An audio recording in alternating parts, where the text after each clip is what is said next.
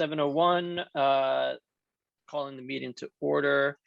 This is the Sherborne Advisory Committee meeting of Wednesday, March 2nd. And in attendance, we've got myself, Stephen Tsai, Mark Albers, Jane Matarazzo, Brendan Daly, Peter Galatano, Dan Stickle, and that looks to be all the advisory members at the moment. I will begin with the reading of the agenda. So first off, addition of topics not reasonably anticipated by the chair 48 hours in advance. Does anybody have any topics they want to add? All right, hearing none, we'll move on.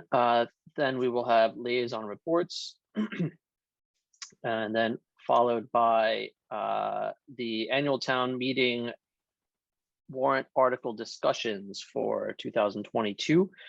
On the docket today, we've got Article 2 supplementals, Article 3 OPEB, Article 5 rescinding borrowing from the ATM 2021, Article 10 line 6, Article 6 cemeteries, Article 7 revolving funds, Article 8 stabilization funds, Article 9 capital stabilization fund, Article 13 free cash, Article 15 amend Chapter 7A of GBL, the Council on Aging.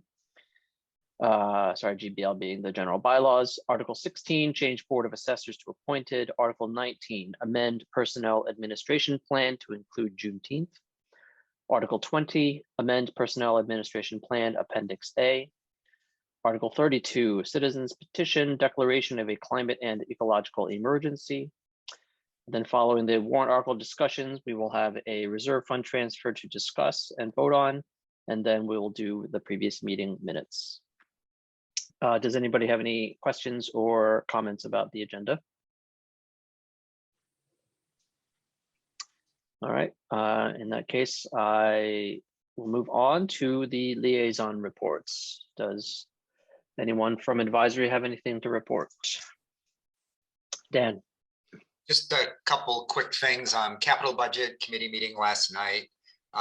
Moving forward on the committee approving items, still a number of outstanding items there.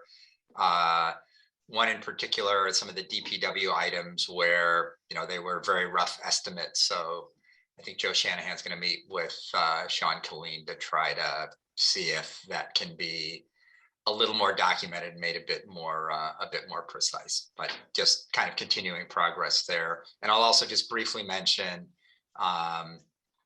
at the last select board meeting, there was a presentation by the consultant that the select board has hired to help with ARPA fund process. And there's some work going forward on that. I think a meeting coming up next week to look at items from the capital budget, 5-year capital budget plan, as well as begin to think about the possibility of some signature projects that the select board might want to consider, and that we as advisory, if they get actually submitted, might be considering. So that process is grinding forward as well. Great, thank you. Also announcing that Natalie Weir has joined the meeting. All right, any other liaison reports?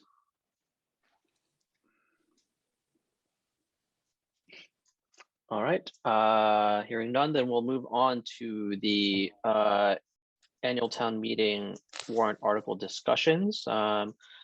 These go in order, and the first several, I think, will probably be either Heidi or Deb, kind of just letting us know what the numbers are for this year. So let's start with Article 2, which is the supplementals. I guess, Deb, I don't know, do we have any numbers on supplementals yet? I know sometimes that changes between now and town meeting, as we might get more snow. Yeah, I was going to say they may change. I'm just going to give you a ballpark idea of where we are right now.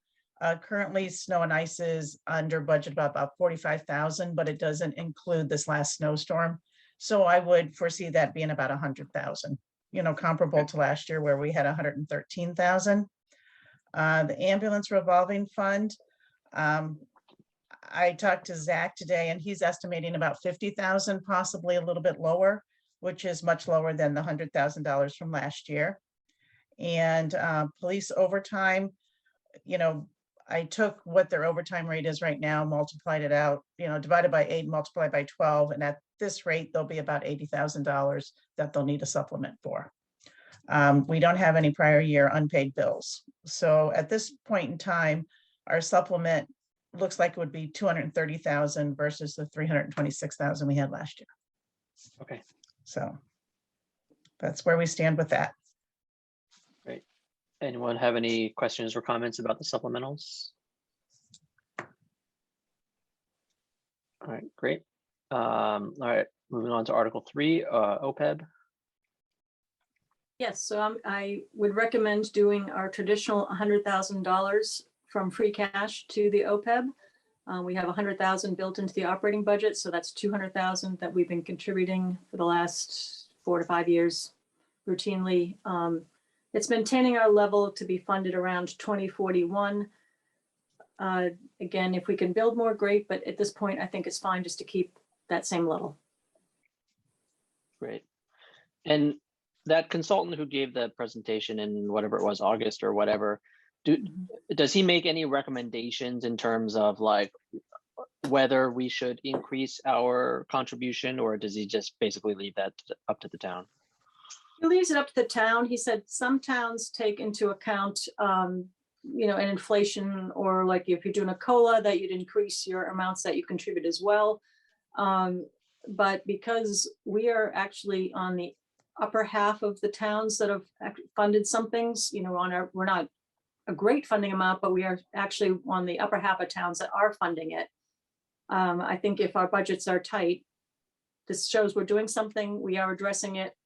There's still a chance that the legislature might at some point in the future address it as well. So I think we're okay for now. Okay. And if at some point the town wanted to change our OPEB strategy, whether that's to increase or decrease the contribution, is that a discussion that you think typically would happen at the advisory level, the select board level, or somewhere in between? I would see it happening in this level first before Okay. we get to the joint session with, you know, so I would approach advisory first and say, this is the recommendation. If there's a change in the environment, you know, some other foreseen thing, markets go way up, way down. But I would say we'd start with advisory. Okay, great. So I'm clear, this is 100K from the budget and then 100K from free cash? Yes, which is what we normally do. Okay. So Article 3 is just the free cash vote. So that's why it's only 100,000 this Article 3.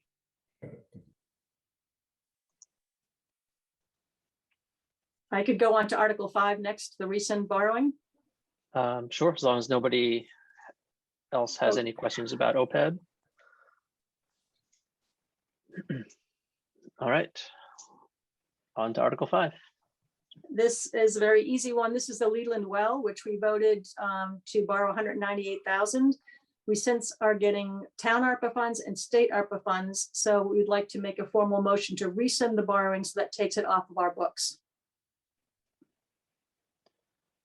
Pretty straightforward.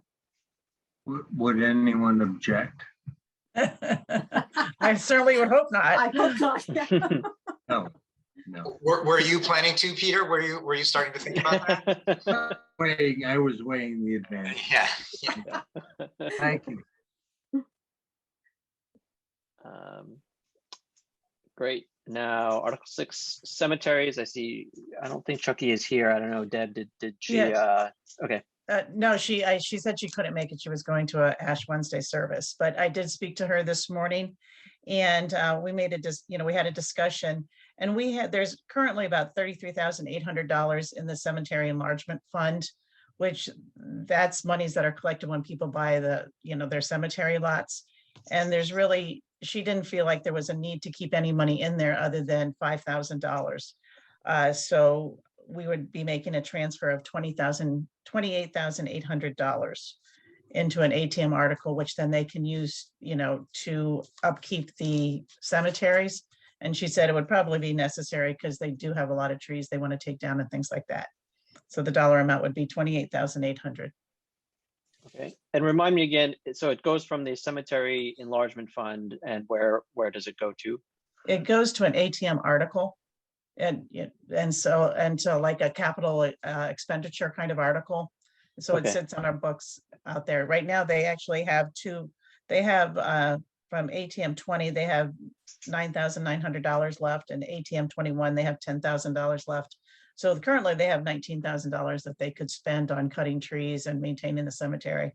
And then this will Okay. just add another $28,800 to that. Okay. So do we just have to make sure that would it be the language of our motion that ensures that it goes into the proper place for this article? Yes, yeah, Okay. it's the same motion that we've had at least for the last 6-7 years. Okay, great, Just- perfect. Yeah, it just says, I'm writing this one, so I took the last 3 years to look Oh, at. super. It just says we recommend favorable action and that 28.8 will be transferred from the enlargement fund. It does not say where we're putting it. Okay, well, as long as the language has been cleared by town council and has worked every other year, then. Okay, that's it. Yeah, for Um, the edification of everyone, there are certain trees earmarked to be removed in the cemetery, which makes sense, and these funds, I'm sure, will be earmarked for that activity. Great. All right, then Article 7, the revolving funds. Yes, I just kind of kept it in line with last year. I touched base with all the department heads, and we would be keeping council on aging programs at the 75,000, same as last year. Board of Health immunization clinics, 20,000, the same as last year. Recycling committee sale of bins, it's going from $1,065 to $1,100. Town forest sale of firewood remains at 35,000. Farm pond at 160,000. Ambulance is actually going up from 375,000 to 425,000. Elder housing is the only person I didn't hear from, but last year they used the dollar amount that was in their budget of 351,109. So I used what was in their budget for this year, which is lower at 315,000. Recreation remained the same at 250,000.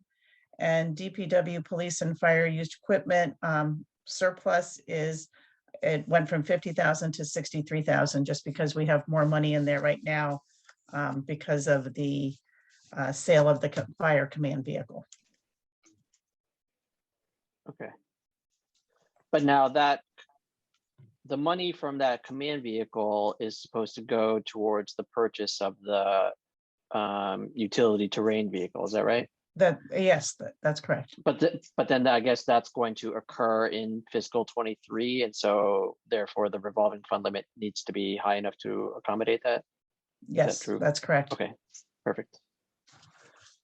Let me think. I had one other question. Oh, the Board of Health flu clinic, is that the level that it was historically at prior to COVID as well? Because I know the flu clinic ran differently during COVID than it did before COVID. So I just didn't know if the cost for running it was any different.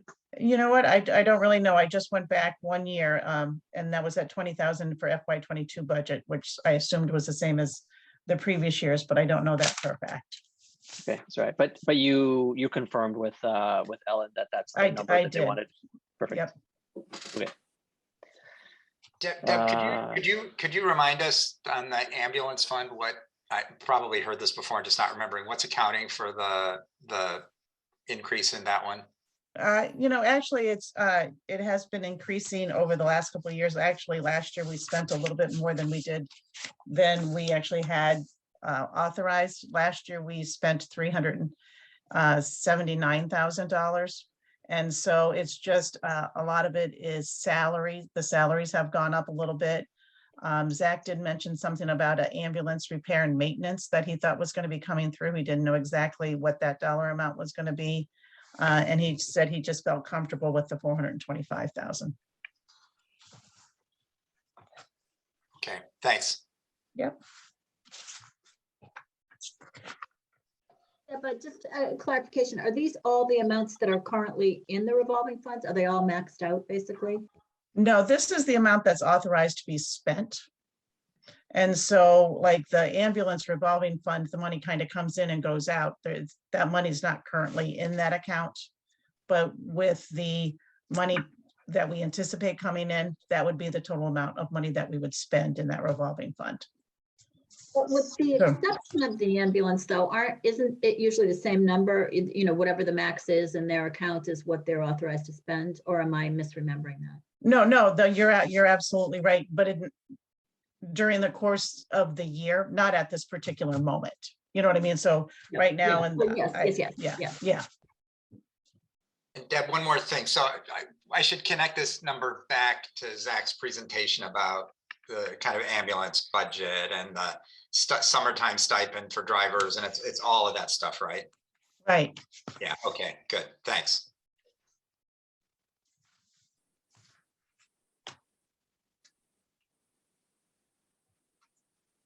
All right.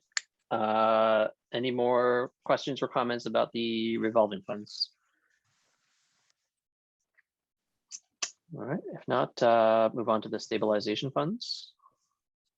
All right, Steve, are you able to bring up that spreadsheet that I sent you? Yeah. And if we can get down to the green box on it.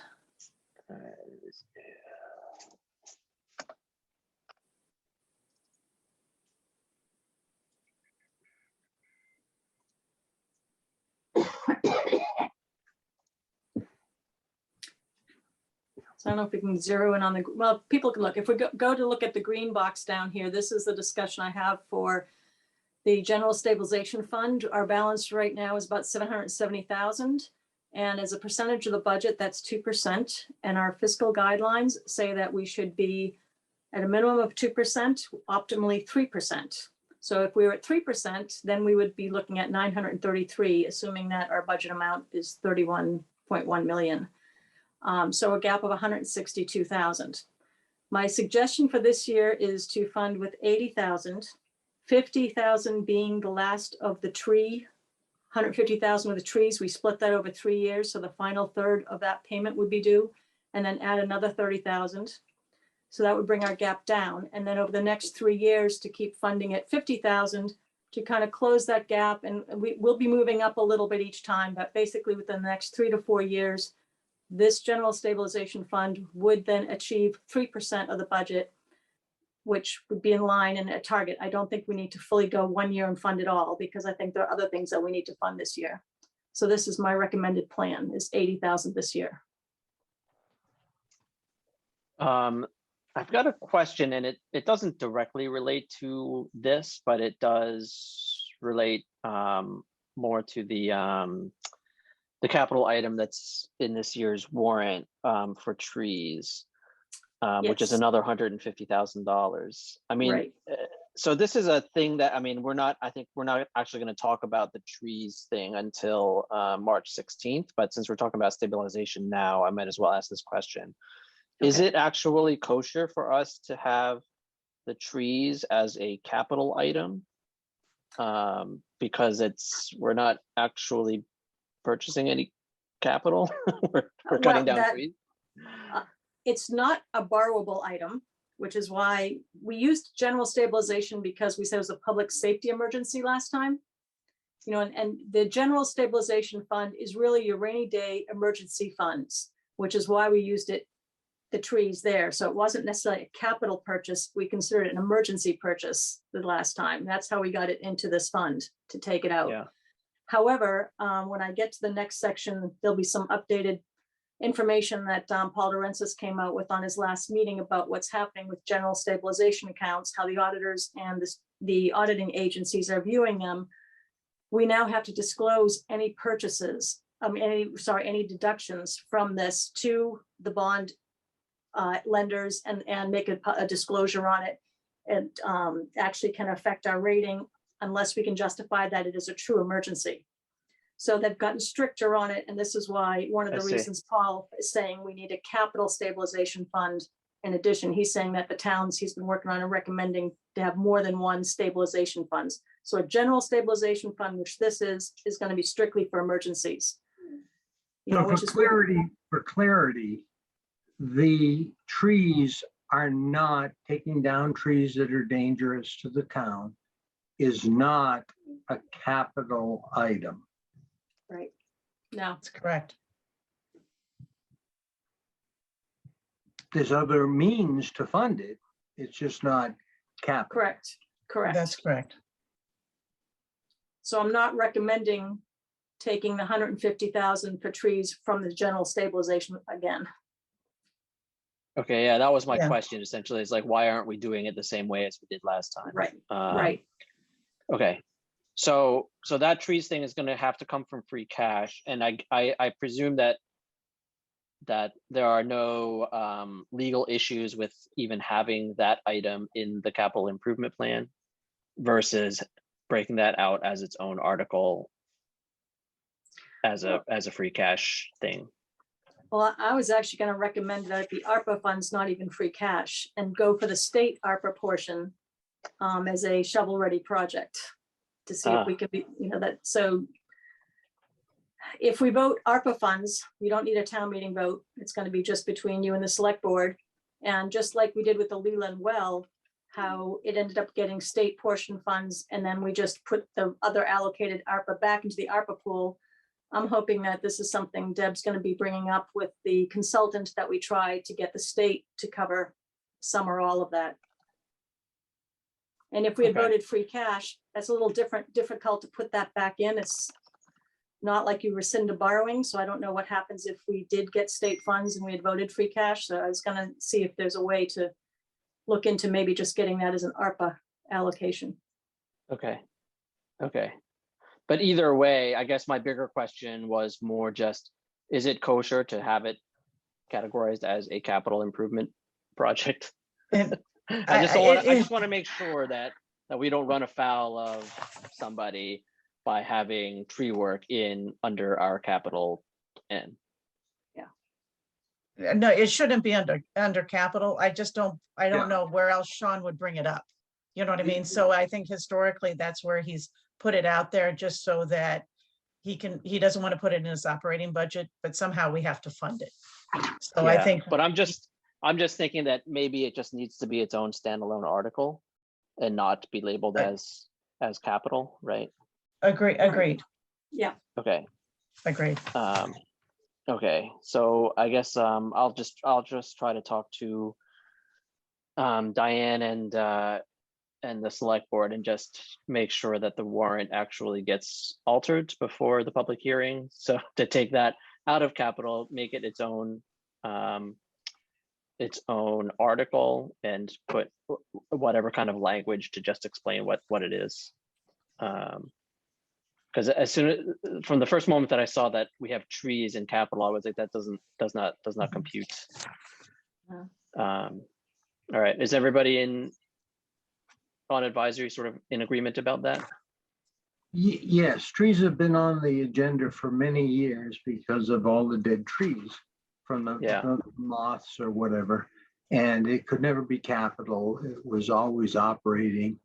Now with this ARPA, I would pursue that with extreme prejudice, because if we can get those Fed funds to do it, then that would be beneficial to the taxpayers.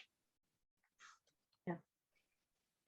I agree, because if we don't pay for it with ARPA, then I'm assuming it would have to be a free cash allocation.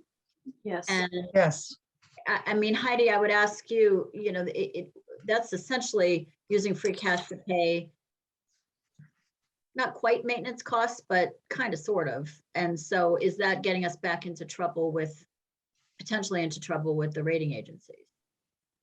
I don't think so. I don't think free cash has the same limit as borrowing. It's a project. It can be project based on what we decide to pay for projects. I don't think free cash has limits on the type of projects. We can look into that, but I don't, yeah. That wasn't what I meant. agree. No, I was thinking more, tree removal is not really you could characterize it as maintenance. Another way to Right. handle this would be to have a bigger budget each year for tree removal in the operating budget. So Right. in some way, shape, or form, you might view this as a free cash expenditure. If we were to do this with free cash, I'm wondering whether the rating agencies would view this as spending free cash to essentially cover operating expenses, which they've had a concern about in the past. They Jane, could, I think. Right, if I can interrupt Heidi, because the challenge that they presented to the rating agency, Standard & Poor's, was that our net asset value was decreasing, which is we were spending more than we were taking in. Regardless, they don't care where the source or funding came from. And so to spend free cash is to draw down on that net asset value or retained earnings if we were a public entity. And so I would, again, state we should pursue with extreme prejudice these federal funds for that if we can. But to diligently use free cash, knowing that it's going to decrease our fund that the auditors look at. Peter, I'm not clear. Are you saying you think this would be a problem because it would decrease the numbers again? Or are you saying that we have enough free cash that it's not going to decrease, so we wouldn't have to worry about it anyway? Well, Jane, you asked a good question. I don't know the magnitude of use of different pools of funds. I know in the past, it was when we used too much free cash, it eroded our net asset value, which the auditors took objection to. And so if there's enough free cash, plus all of the other excess tax revenue over funding that supports that net asset value or the wealth of the town, then we're okay. I just don't know that, so that I go back to be careful with free cash. Well, I would say is our free cash certified at this point? It Yes, is. right there's the amount on that. Steve just brought it down, 2.6 million. Free cash is supposed to be for one-time events. And what I would present to Standard & Poor was, again, the tree one was due to some damage. We're not routinely funding this 150,000 every year in that this is different from our maintenance. Again, it is really for public emergency and safety issues. So I think that we could be okay funding from free cash. I just think it's easier to go from the ARPA funds where it wouldn't affect the tax rate and the citizens at all. I think we're in agreement, but this is the second 150,000. One came from stabilization and one came from free cash, or proposed to come from free cash, if I'm correct. That's Right. right. So we know there's trees that have to come down and we have to take them down. Right. Okay, so Right. before we go too off track here, for Article 8, which is the stabilization fund, last year we said that we recommended moving 80,000, 55 of which was to pay back funds that we used to purchase a police vehicle. 25 was partial replenishment of funds of the 150 used for trees. Right. So for this year, is the 80,000 tied to anything, or is it just to get the town closer to its target of 3% of the budget? There's not a specific tie. I had figured that, one of the years we had been 100. So I figured there was about 50 left on the trees. And the goal is to get to the 3%. So Okay, I was so- picking a number that I felt was manageable. Okay. So for the write-up, I'll just say it's 80,000 to get the town closer to its target, because we're not going to get there right away, right? So Right. it's just to get closer to the target of 3%. Is everybody happy with that number of 80,000? Heidi, didn't you say that the expectation is that 50 of that would get taken out for trees? No. It's to make up the gap. The 50 is the gap of the prior amount. We're trying Got to it. restore the amount. Got it. Thank you.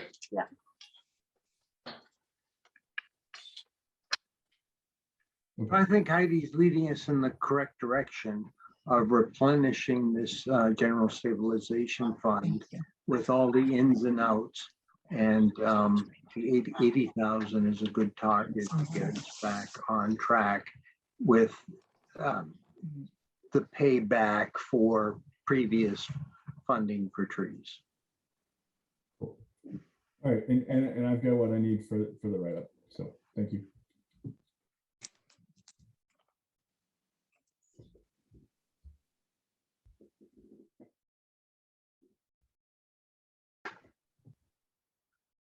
And you can redline that if we all get ARPA funds, and then it's a non-issue, at least for the trees. Well, Well, for no, the the write-up, I'm 80 not gonna say anything about ARPA. No, That's no, different no. discussion. I'm Yeah, focused yeah. on that article. Even if we get the ARPA, the 80 is covering the previous amount, so the 80 just keeps us on track. So they're two separate issues. So just 80, and that's focus. That's helpful. Is that it on general stabilization? Or on that? So the next one would be the capital stabilization fund, Steve. You want me to move on? Sorry, you're muted. Sorry, I'm distracted right now. Yes, go ahead with the capital stabilization fund. Okay, so the capital stabilization fund I presented to you before, giving you the rationale of why I think this would be a good thing to bring in now because we have such a good free cash number.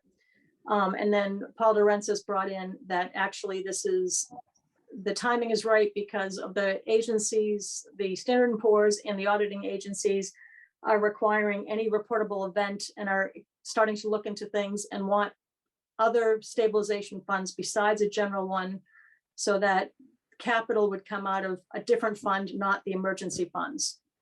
So my recommendation is to create a capital stabilization fund and to fund it with $100,000 from free cash this year, to grow it in the future, that this would be used for small capital items and not touch the stabilization fund except for emergencies. And I think on the slide I had up before, Steve, I think that showed the free cash amounts and how I was calculating. Yeah, let me bring that up again. Hang on a second.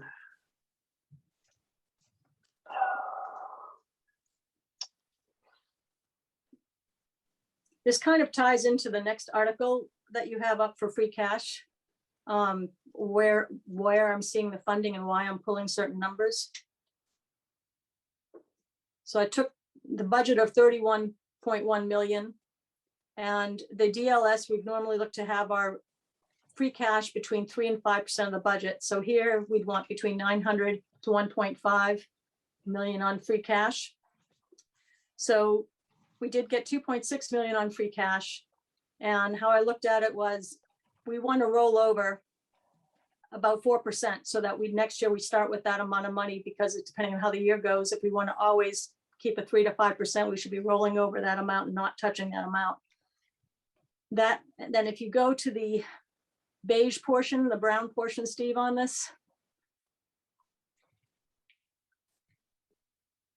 I was looking at where our expenditures would come and where it would leave us on numbers. So if we started with the 2.6, we take out the OPEB, the general stabilization, the snow and ice, unpaid bills, police overtime. Deb had 230,000. I didn't know about the unpaid bills in the ambulance, so I'm about 20,000 off from her. So there's 20,000 more that possibly could come in here, and that could change.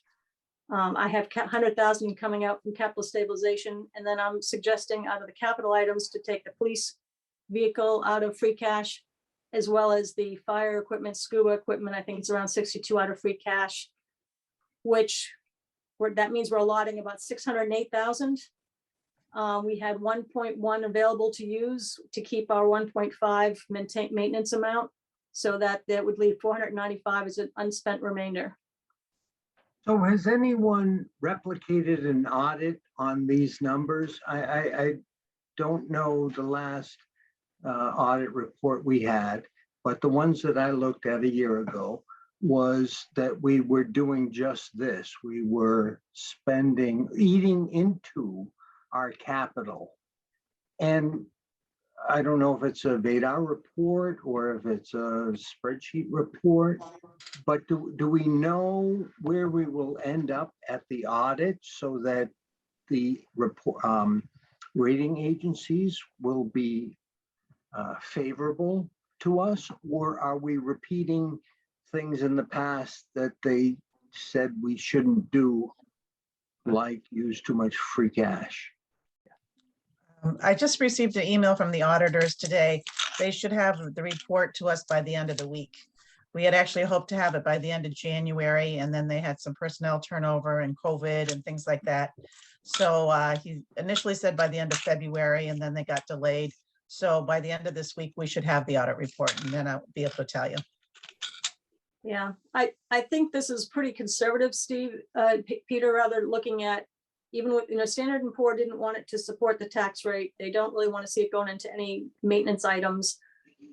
One-time expenses are what they like to see free cash used for, which the police car and the fire vehicles definitely follow into, fire equipment fall into one-time use amounts here. And we are, out of 2.6, we're only spending 608. So we're almost having 2 million that we're going to be maintaining in free cash. So I actually feel this is a very healthy number for the rating agencies to see. Well, I appreciate your opinion there. It's one-dimensional because the auditors look at the entire health of the organization. And Right. if that net asset value is increasing with all of these spends, then we're living within our means and we're socking away value to every taxpayer. And I don't know that yet, and I don't know if we all know that No. yet. No, we And I don't. wanna be cautious of that because I don't want it to come back a year from now saying, oh, here's another 2019 or whatever the last audit was, where we told you you shouldn't chew into your retained earnings, and we did. And it was too late, right? Yeah. Right. No, it's that, it's also been pointed out to me, how much impact is the rating agency is going to have on our actual tax rate and impact. If we dropped down to a AA, what would that mean? And it's probably very little impact on some of the bond amounts. Yes, there is an impact possibly, but what I'm noticing when you go out for bond, it's whatever someone wants to bid on that day. And I have, looked at some reports, and some AAAs get better rates than others. And so that's unknown. So I'm trying to balance what would be good for the town on a rating agency and what would be good for the town on the taxpayers, and not borrow some of the items. Right, and again, even if our rating agency slips and our cost for debt does not, it's the perception of that next buyer that wants to buy in Sherburne, or Right. maybe another town that begins with D that I won't mention, and they'll say, oh, they have a better rating over there, so I'm going to go over there. Not that the average home buyer does that, but we want to be cognizant of that. Right. Agreed. No. So we can revisit this once we get the report, if that helps, but. Yeah, I mean, I think certainly once we have the report, if we do need to revisit it, we should. I know that we're still planning on trying to dive a little deeper into the whole audit report at some point after town meeting, right, Heidi? To just kind of try to figure out exactly what is the nature of where they're seeing us inappropriately using free cash. But as I look at this list, nicely laid out before us, and just kind of thinking in my more layman's way of thinking about it, you said that they don't want to see us using free cash for recurring expenses, maintenance expenses, things like that. And now I see things like the $100,000 in OPEB that we put in, and we do that every year. And then the $100,000 in snow and ice, which I know we're allowed to overspend, but then we use free cash and we do that every year. And then the police overtime, which is really, that's an operating expense, and we do that every year. So do you think that these are the types of things that actually we've been doing year after year that might actually be contributing to this? No, I don't think. I think it's more if you were funding more maintenance items, I mean, I think towns, this is what they have free cash for, is for the unpaid bills of snow and ice. I mean, I think those things are very acceptable practices. Okay. It's if we started routinely putting the trees in there, you know, and I think, you know, though, because there's always been a question with police vehicles, is that an operating expense or not, you know, how much that is, but it's a one time. I think it's easier to do this. The borrowing costs on $56,000. It's really, we have the money this year. It's just easier to pay. Yeah. I was just wondering, you know, because like snow and ice, for example, like I know that we're legally allowed to do it, but it's like we're purposely under budgeting by 6 figures the amount, and we know perfectly well that it's going to cost way more, and we're just doing it on purpose so that we can use free cash to pay for that line instead of levying it, you know. And it's in a way it's the same with police overtime. Like we've been working on this strategy to reduce police overtime, but it's been longer than I've been on advisory that's been an issue, right? And so it's like, I don't know how much longer can you keep up the charade that, oh, I mean, why not just purposely drastically underfund the police and just dump everything into overtime and just be like, oh geez, look, police overtime was $600,000. Oh well, let's use free cash, you know. So that's the type of thing where I just feel like I'm not a finance person and I'm not an auditor, you know, but I'm just wondering if that's the type of thing that might actually be contributing to the problem. Well, Steve, to that point, one of the things that would trigger it is fire equipment, police cars that have a useful life, and you want to incur debt to spread the cost of that asset over the life of the asset, so that taxpayers that, you know, may be retiring and selling their home aren't straddled with the debt in the current year. And so you match the cost with the financing mechanism. And so something that has a long life, like a police car and a fire equipment, and again, I don't remember exactly which is which, usually 5-10 years, it's deadable, and it makes sense, because then the next generation of homeowners will be incurring the cost of that asset or the value of that asset. So we just want to be careful that we maintain consistency in what we use free cash for and what we incur debt. Yeah, I mean, I get that. I'm just wondering whether these things that are year after year clearly operating expense issues. I mean, this is a budgeting issue, right? I mean, that $100,000 snow and ice, $100,000 police overtime, and we're doing that year after year after year. That's $200,000 that we're using free cash on. That probably represents about 17 cents on the tax rate. So we've reduced the tax rate by 17 cents by knowingly under budgeting for snow and ice and police overtime, and then using free cash to cover it afterwards. And I'm like, well, okay, maybe that's the sort of thing that we're not supposed to be doing. Well, I can't really speak. I can't speak to the police overtime, but to the snow and ice, because it is widely fluctuates from year to year. There might be a year where you don't have any snow, and then the next year you have a bunch of snow. And that's why it's legal to under budget the snow and ice.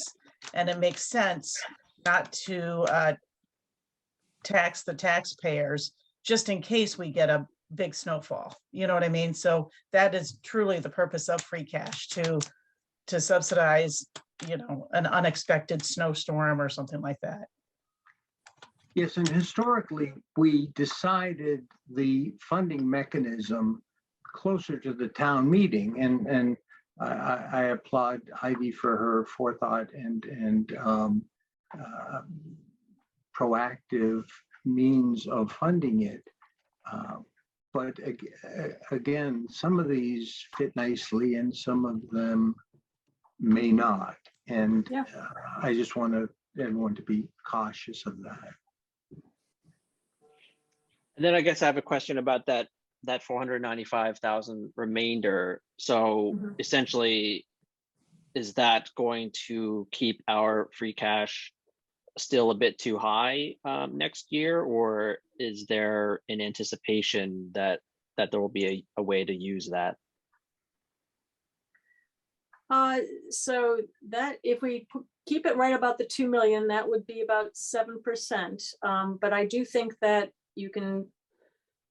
we have a lot of articles that keep coming up, and I think next Yeah. year, we can use that towards some of the school roofs, some of the other articles, or things that are going to be coming up next year. I think it's very easy to say we are rolling this over because we're not sure. There's also a chance we don't know what's going to happen with the overlay, and that could be could hit us as a deficit on free cash. That's another potential deficit area that you might see it go down. Oh, that's true. So that's now, why I kind of thought, let's keep it higher. Yeah, I mean, because we at don't some know, we point, don't know how it's gonna.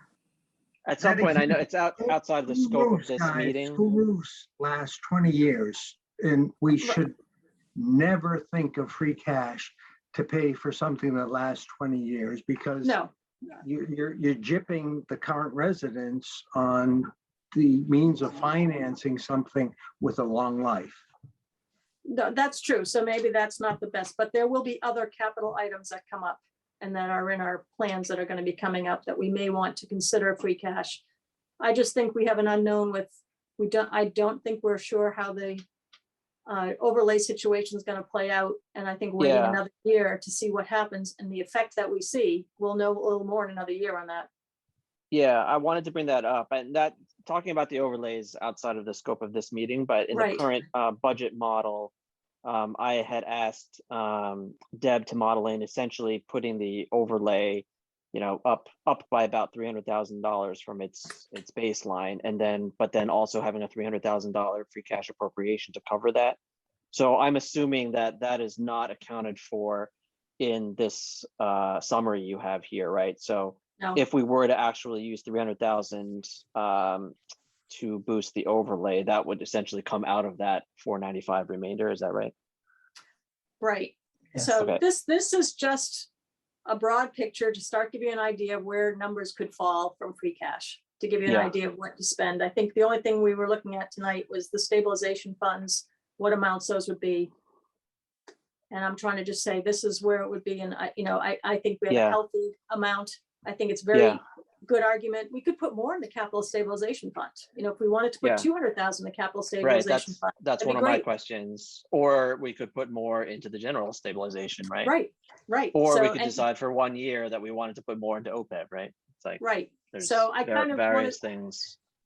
My suggestion would be to play it conservative this year, see what happens with the overlay response, and then next year, if we're sitting flush with free cash, we can add more to capital or other areas, OPEB. Okay. I mean, if we're going to put another 300,000 of free cash into the overlay, then 495, we're not that much over the range. No.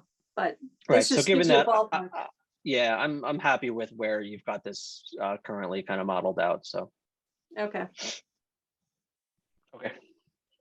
That's all I was going to say about free cash. I would just want to object to some of the things in here that should be capital. So I'm not happy with this. Some should be capital because the life of the asset exceeds not 1 year. So, Well, Peter, one of the things with the police car, when I had run the scenarios for police cars, we can borrow them for 5 years because most of the time, because of the high mileage, we're not keeping them past 5 years. So we do not want to be borrowing on an item that we've sold or, not used and still be making payments. It costs, and the way the bonds have been structured is there's been higher interest rates on the beginning parts of the years of the bond. So the first 5 years, we've had a higher interest rate. And when I looked at the 2 police cars that I have coming up that are $99,000 that we're going to put in, we could be paying up to $20,000 over the 5 years in interest rates on that because our bonds are net over the 20 years that we're doing, but the interest rates were lower on years 10 through 20, seem to be higher on years 1 through 10. So if I'm paying $20,000 on a $99,000 item, I think that's costing the taxpayer more. Right. So you're playing the yield curve, which has been wild over the last few years.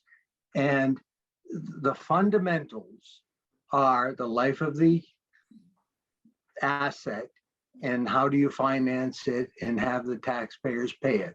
And yes, you can game the system for a little bit because of the market favorability, but the guiding principles are if it has a life over 5 years, let the taxpayers pay it over 5 years. So I applaud you on finding, you know, savings. But again, I go back to those guiding principles that, you know, when I'm old and retired, they should be following the same guiding principles. Well, and that'll be for advisory to vote. I will fund whatever way advisory decides they want to vote. Peter, I would just offer agreement with you on the basic principle, but would along the lines that Heidi was suggesting, I think I'm seeing this more that that's the basic principle, but there might be times when it makes sense to not follow the letter of that principle. And perhaps this is one of these times, given what Heidi said about borrowing costs. And if it's the case that we have this kind of excess amount of free cash, you know, maybe this is a time to take advantage of that aspect of borrowing costs, to just kind of put these in, recognizing that it's not consistent with the principle, but it might make sense in this particular situation because of, you know, the particular circumstances. Absolutely, Dan. And I'll step back and to say, this is a small part of the entire balance sheet and P&L that the auditors look at. And if everything aligns, what Heidi suggests, and we're socking away net asset value to the town, enriching the town folks and not taxing them appropriately for operational costs, then, you know, all of the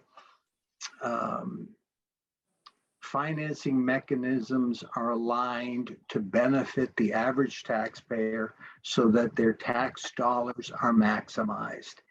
And without that audit and seeing what the net asset value is, it's kind of like, you know, we're guessing, we think that this type of financing will be that, and we may know soon enough. So I'll leave it at that. Yeah, thanks, Peter. That's actually really helpful. That's very helpful.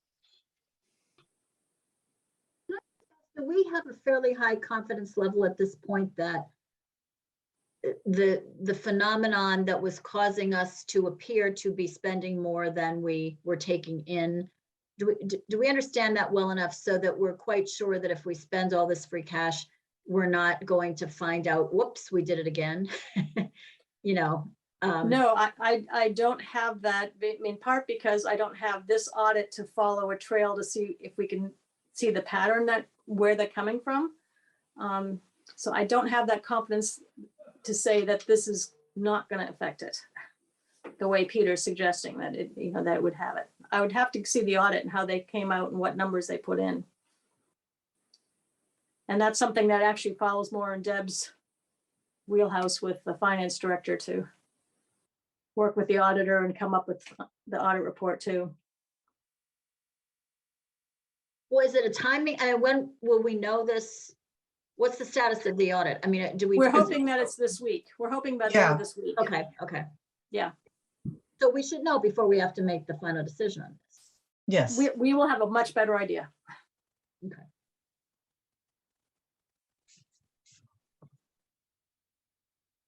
Great.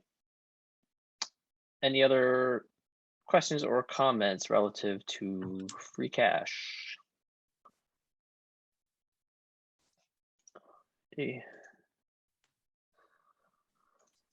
All right. So that was stabilization fund, capital stabilization fund, free cash. Oh yeah, we kind of like, all right. Yeah, you flowed right from capital stabilization to free cash. So I just want to double back and just see if anybody had any additional questions or comments about the capital stabilization fund. Because again, the article that this fund does not exist. So this article is to establish the fund and to put $100,000 into it. Is that right? Yeah. So does anyone from advisory have any questions or comments about the capital stabilization fund? are we all generally in? I think we're all generally in support of the establishment of it, right? Great. Yes, if it gets a best practice in evaluating the policies of municipalities, and we should strive for one.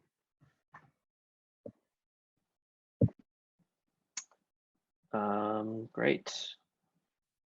All right, thank you very much, Heidi and Deb. We are on to Article 15, amend Chapter 7A of the General Bylaws, Council on Aging. I see Sue Kelleher is here. So Sue, do you want to take it over? My chair, Pete Hoagland, is going to speak. Oh, great. Pete, go ahead. Can you hear me? We can hear you. We sure can. I don't know why it's not going on. My video says it's supposed to be on, but it's not. So you'll just have to listen to me. All right. If you don't mind. As you may not be aware, the Sherburne Council on Aging is only one of 3 towns in the Commonwealth of Mass that operates on a advisory board basis versus a supervisory board basis versus an advisory board basis. In recent training sessions provided by the town, this was noted and suggested that change be made to conform to the known. By definition, or to give you a definition, a supervisory board is a decision-making board where its decisions are binding on the council's director and also on the organization, as opposed to an advisory board where, however, it provides non-binding advice and board members are not authorized to act for or make decisions on behalf of the organization. An advisory board is a problem-solving model to provide analysis and strategic insights to inform the COA staff. In order for Sherburne to change the Council on Aging from a supervisory board to an advisory board, the town bylaws need to be amended.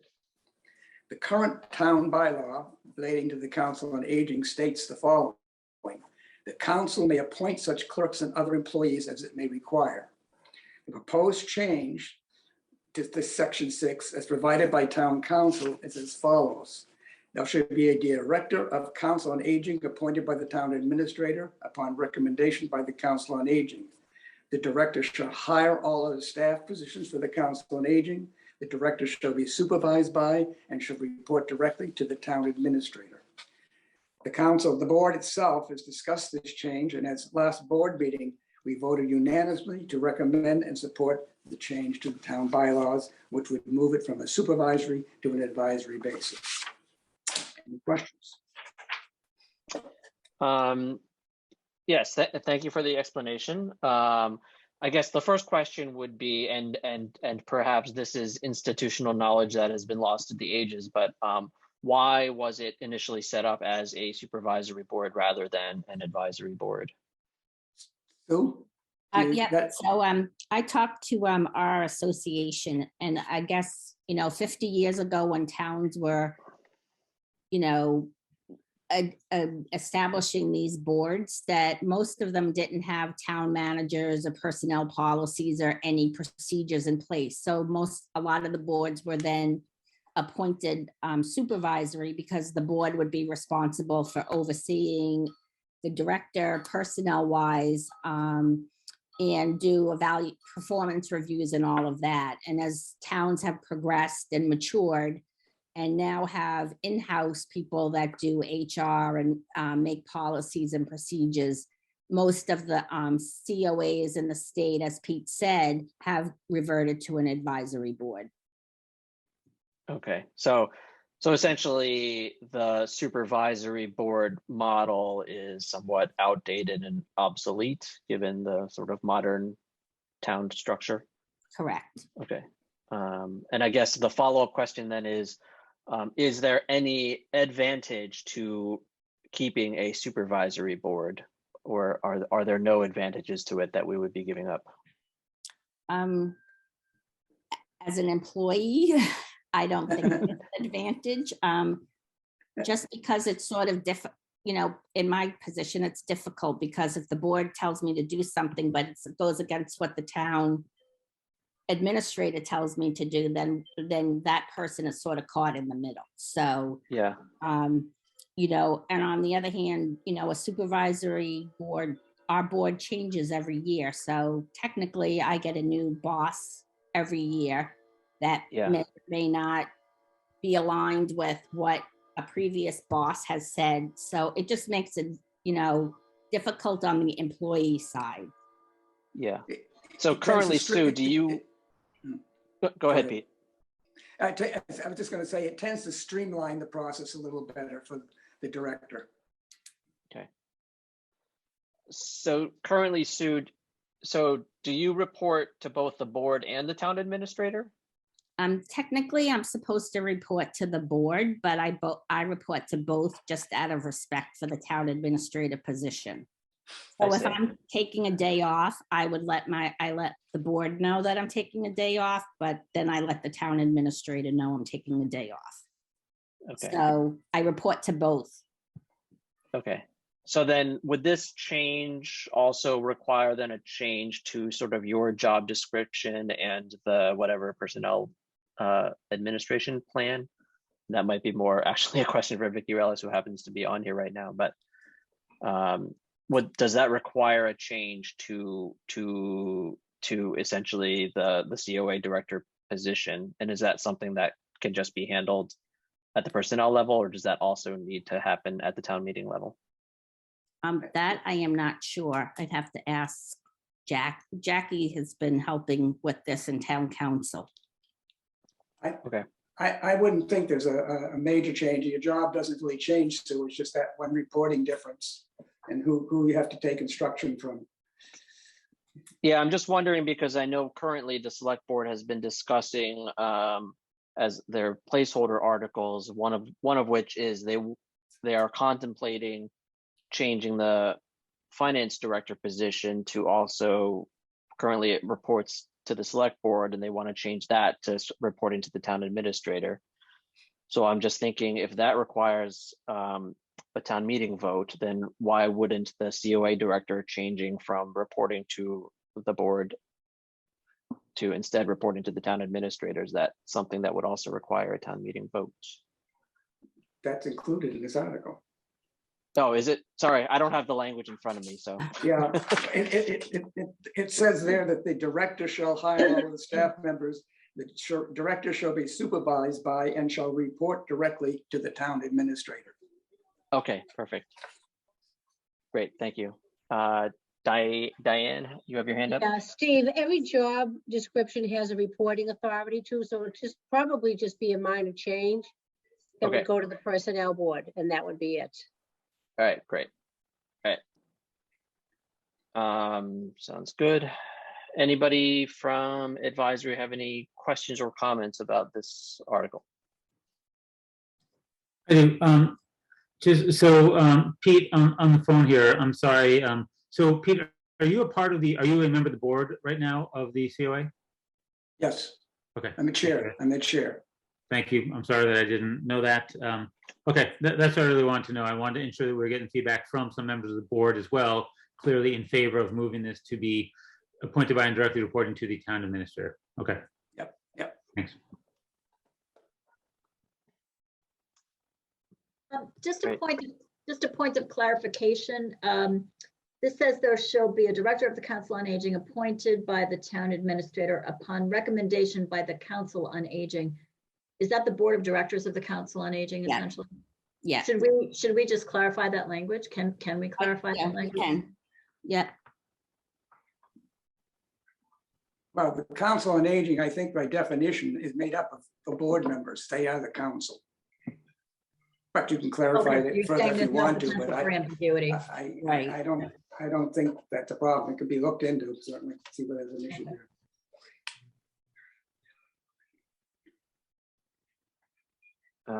Great, and just because we are the Financial Oversight Committee, this article, this move should have no cost to the town, right? No. Correct. Great. Any other questions or comments for Pete or Sue?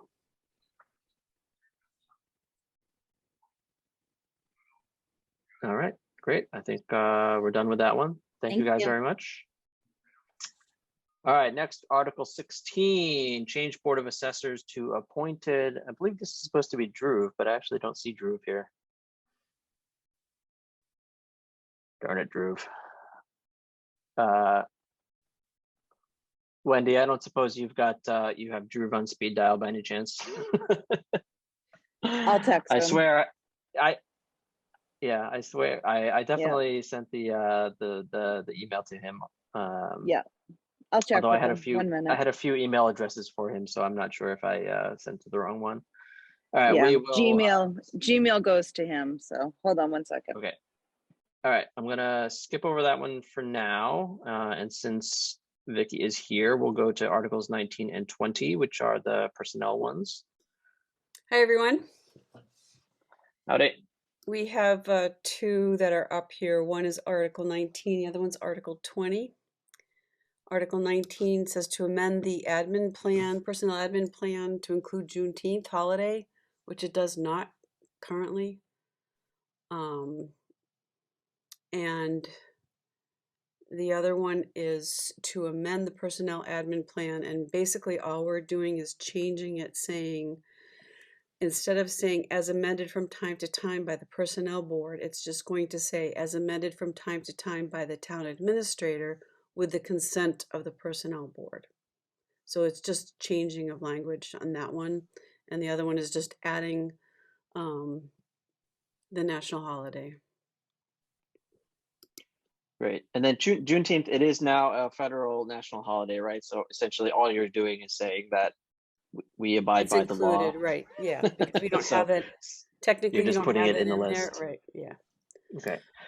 And now Article 20, just because I know there was some mass confusion when you presented this to the select board, can you just clarify what is Appendix A and what authority is actually being transferred to the town administrator as opposed to the personnel board? It's basically no authority, it's just asking, it's just giving the town administrator the ability to amend something that they see fit and come to the personnel board to ask if it to consent for it. So it's really not changing authority per se.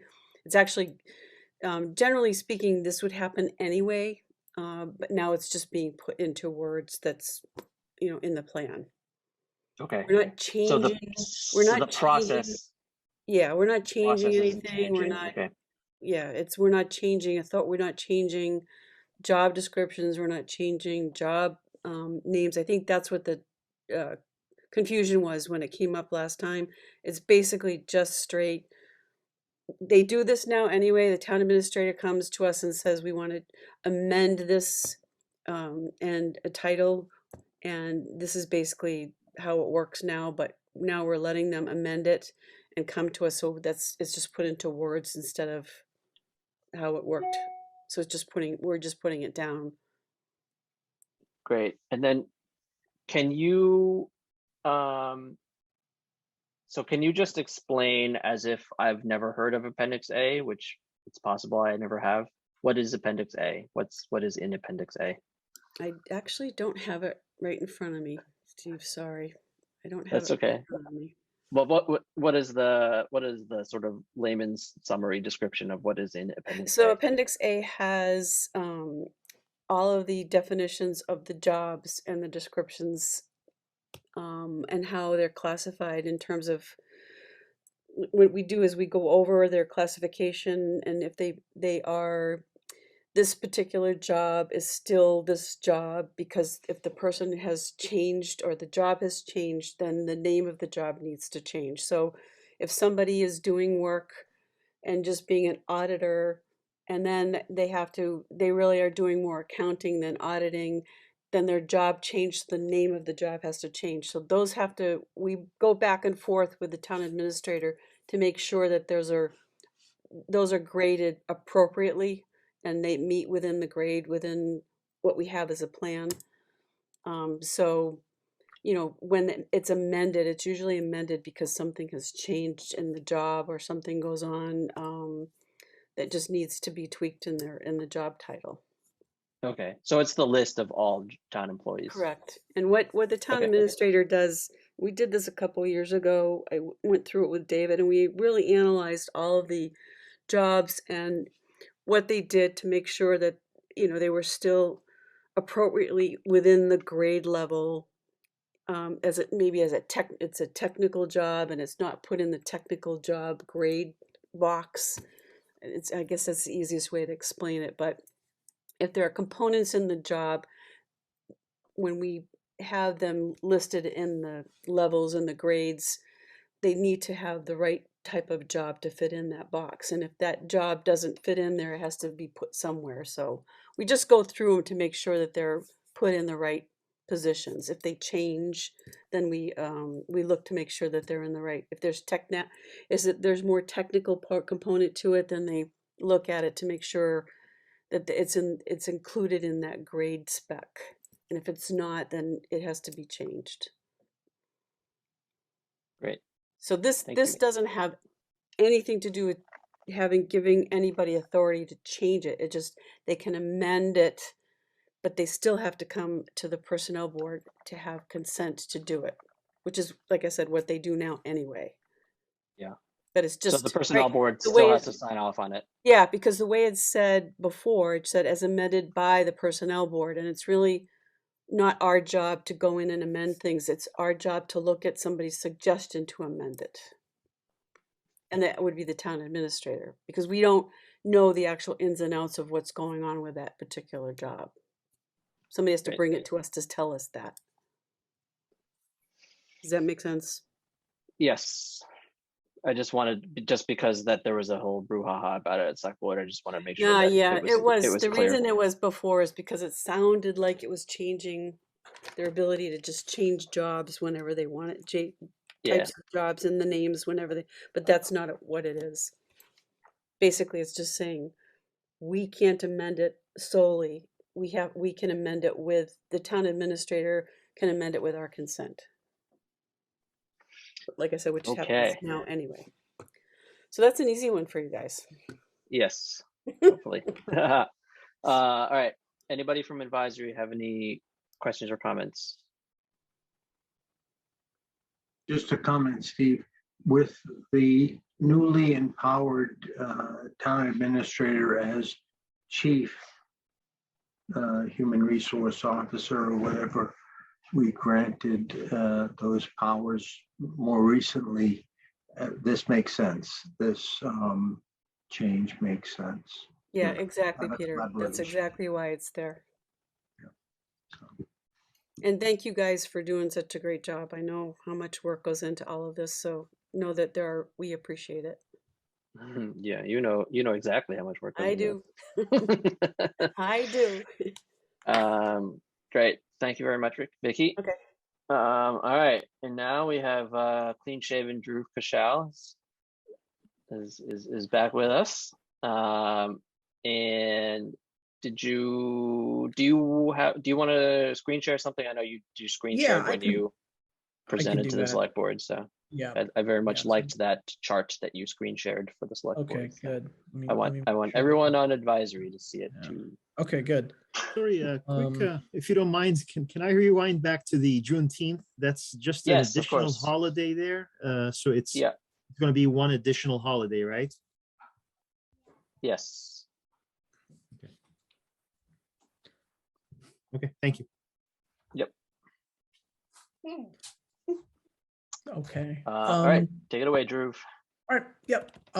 So the article that that we're bringing to town meeting this year is to authorize the select board to appoint members of the town board of assessors. Right now, we have an all-elected board, and there are a couple of motivations for making this change and doing it now. They begin with just a framework that was set out in a UMass Boston report on town operations from back in 2011 that laid out a really nice framework for sort of why a given board might be better suited as an elected board versus an appointed board. And basically every single factor as it relates to the Board of Assessors really weighs in favor of it being an appointed board. It's It's a highly technical role. The responsibilities are largely ministerial. They're pretty opaque to the citizenry. This is not acting as a check or balance on another aspect of town government. It's really, you know, this is a very technocratic sort of position within town government. So the reason for doing it now, I think number one, because the assessor's job is not getting any simpler. And by having an elected board made up of town residents, town citizens, I think, you know, the fact is that there's not a lot of professional assessors in town, so you have a lay board. And as the assessor's job gets more complex, and frankly, as the stakes get higher, as our budget, you know, I think close to 90% of the town's budget is accounted for through the tax levy, through the property tax levy. So this is a massive source of revenue for us. There's a lot of complexity in terms of the new growth that's taking place. There's complexity in terms of, you know, the personal property tax issues that are taking place with like NSTAR, I believe. You know, we're missing an opportunity, I think, to support the assessor's operations by having lay people on that board as opposed to professional assessors from other towns who are dealing with these issues on a regular basis. So that's one thing. The other thing is it's hard to find people who want to do this. I think one thing that you need to do that's mandated by the State Department of Revenue is you have to take a certification within your first 2 years of being appointed to or elected to a board of assessors.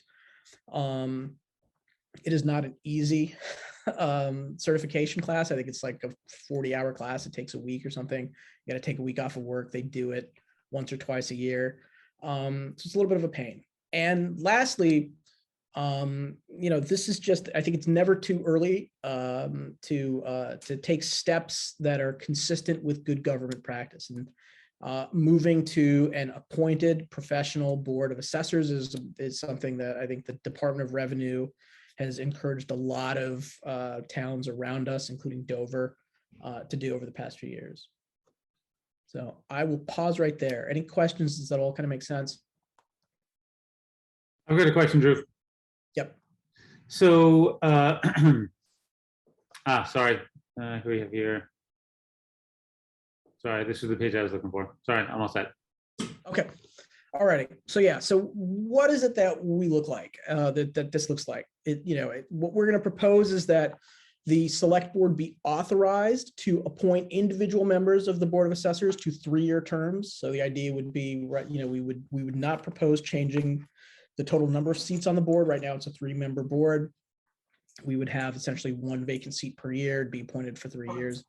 Essentially just as it is now. One challenge would be to bring on professional assessors. Obviously, they're not going to do it out of the goodness of their hearts. They will need to be paid, based on what we have seen in other towns. I think we're budgeting roughly $100 per meeting per member, and we figure we'll have probably 1 meeting a month plus 1 or 2 additional floating meetings per year. So puts us in the neighborhood of about 36 individual meetings, 36 to 40 individual meetings that we'll need to be compensating members for. So that about $4 to $5K per year. In terms of the process, so we have a sense of what this will need to look like. Other towns have implemented this type of thing by simply accepting the provisions of Chapter 41, Section 21 of the Mass General Laws that empowers the town to authorize the select board to make these appointments, but it will also require a vote of the citizens after town meeting. So, and I believe that's it. So, not a ton of nuance or complication here. This feels like the right move at this time, but I'm happy to answer any questions. So there's no negative incentives for someone from another town to somehow miss or incorrectly assess our values, right? There's no gain or benefit to them, right? No, and so the responsibility for assessment in town is going to remain with the town assessor, with Wendy. what the board does is primarily the board has some kind of ministerial roles to play in connection with setting the levy, that process that happens now every November and December, where we'll have a classification hearing. We will put together, a list of proposed values and levy rates for review by the Department of Revenue. There's a couple of forms that need to be filled out. That's really the bulk of it. The other major responsibility that the Board of Assessors will have is reviewing actions that have been brought by citizens. These are primarily going to be things like abatement applications for individual tax bills, as well as applications for special treatment under, chapter 60, or I believe we also handle applications for tax deferrals or veterans benefits. I think I may be mixing that up. The veterans piece may be actually the chair of the board as part of another committee, but those are by and large the responsibilities have to do with setting the tax levy and having somebody kind of, certifying for the Department of Revenue that the process is being followed, and then, just exercising some discretion around abatement applications and that sort of thing. Okay, thank you.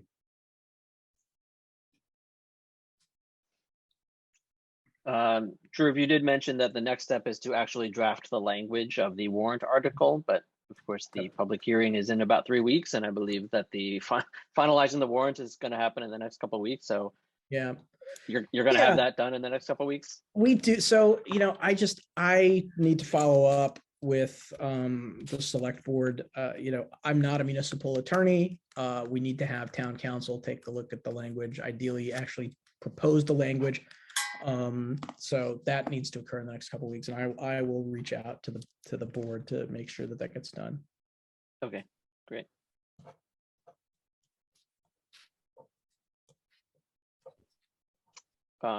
Anybody from advisory have any questions or comments about this? No. Great. All right. Well, thanks everybody. It's nice to see you all. I apologize for being a few minutes late and for getting That's away. right. Yeah, we just moved you in the order is all. Wonderful. All right. Well, thanks everybody. Thank you for your hard work during this season. Thanks, Drew. All right. Bye. All right. And next we have Article 32, which is a citizen's petition declaration of a climate and ecological emergency. And I believe Ellie Hyde, you're here, and you can share your screen if you have a presentation. Thank you.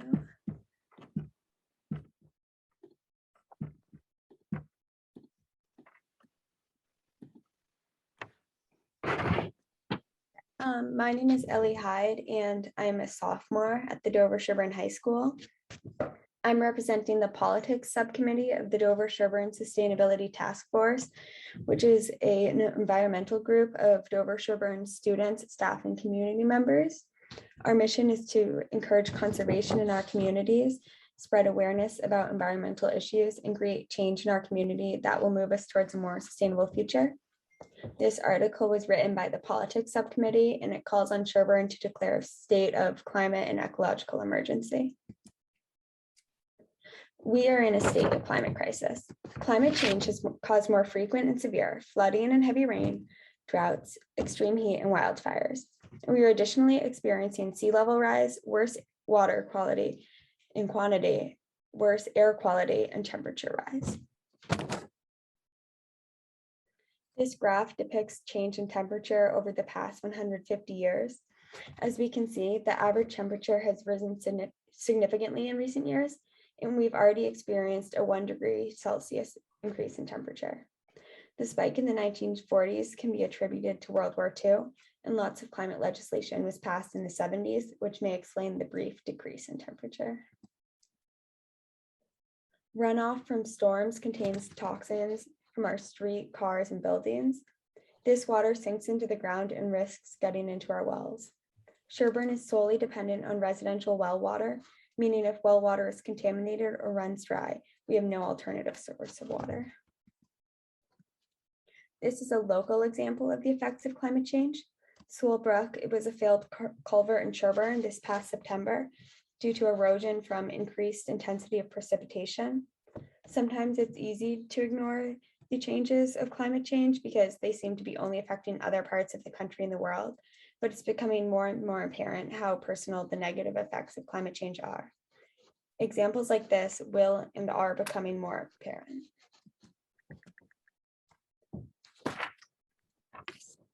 Cyanobacteria blooms have been observed for the first time in Farm Pond the past 2 summers.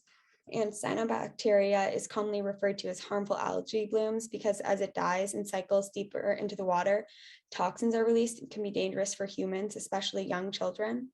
It's also really fast spreading and becomes hard to control once spread is started because it sinks and rises in the water. Poor air quality and quantity and high temperatures cause residents to suffer more respiratory and heat-related illnesses. Additionally, higher temperatures lead to more days ticks and mosquitoes are out, meaning an increase in cases of Lyme disease, Triple E, and other tick and mosquito-borne illnesses. Here are some actions Sherburne has recently implemented or is currently working on to combat climate change. Sherburne became a green community in 2011 and calculated a townwide greenhouse gas inventory in 2017. We've hired 2 sustainability coordinators, increased insulation and air sealing in Pine Hill Elementary, and we are currently implementing large solar installations at the Town Department of Public Works building. We have a cleanup day in April, and we had Y littering letters in the town center. And there is a townwide climate action plan to further lower the town's carbon footprint is currently being prepared. Here are some to combat climate change. And it is really important that we not only focus on adaptation, which is changing how the town functions in response to an issue, but also mitigation and taking measures to prevent problems before they occur. This graph breaks down Sherburne's greenhouse gas inventory in 2017, which was mentioned with Sherburne's past and present actions. The lightest green and blue sectors represent passenger vehicles and residential buildings, which together contribute about 86% of Sherburne's greenhouse gas emissions. These numbers are really high due to heating, cooling, and electricity needs, older and poorly insulated housing, and a lack of public transportation. As demonstrated by this graph, residents are mostly responsible for the carbon emissions in Sherburne. Our progress in reducing the townwide carbon footprint will depend on the homeowners' actions in switching to clean transportation and clean heating and cooling technologies. Our article declaring a climate emergency asks the town to create a climate action plan, addressing and explaining the benefits, costs, and strategies and tactics of reducing community-wide greenhouse gas emissions. It will ask the town to identify, prioritize, and publish a list of projects that will reduce the town's greenhouse gas emissions. And lastly, it'll communicate to all town departments, businesses, and residents the critical need to achieve net zero greenhouse gas emissions as soon as possible. We must focus on solutions that get to the root of problems and prevent climate change from worsening.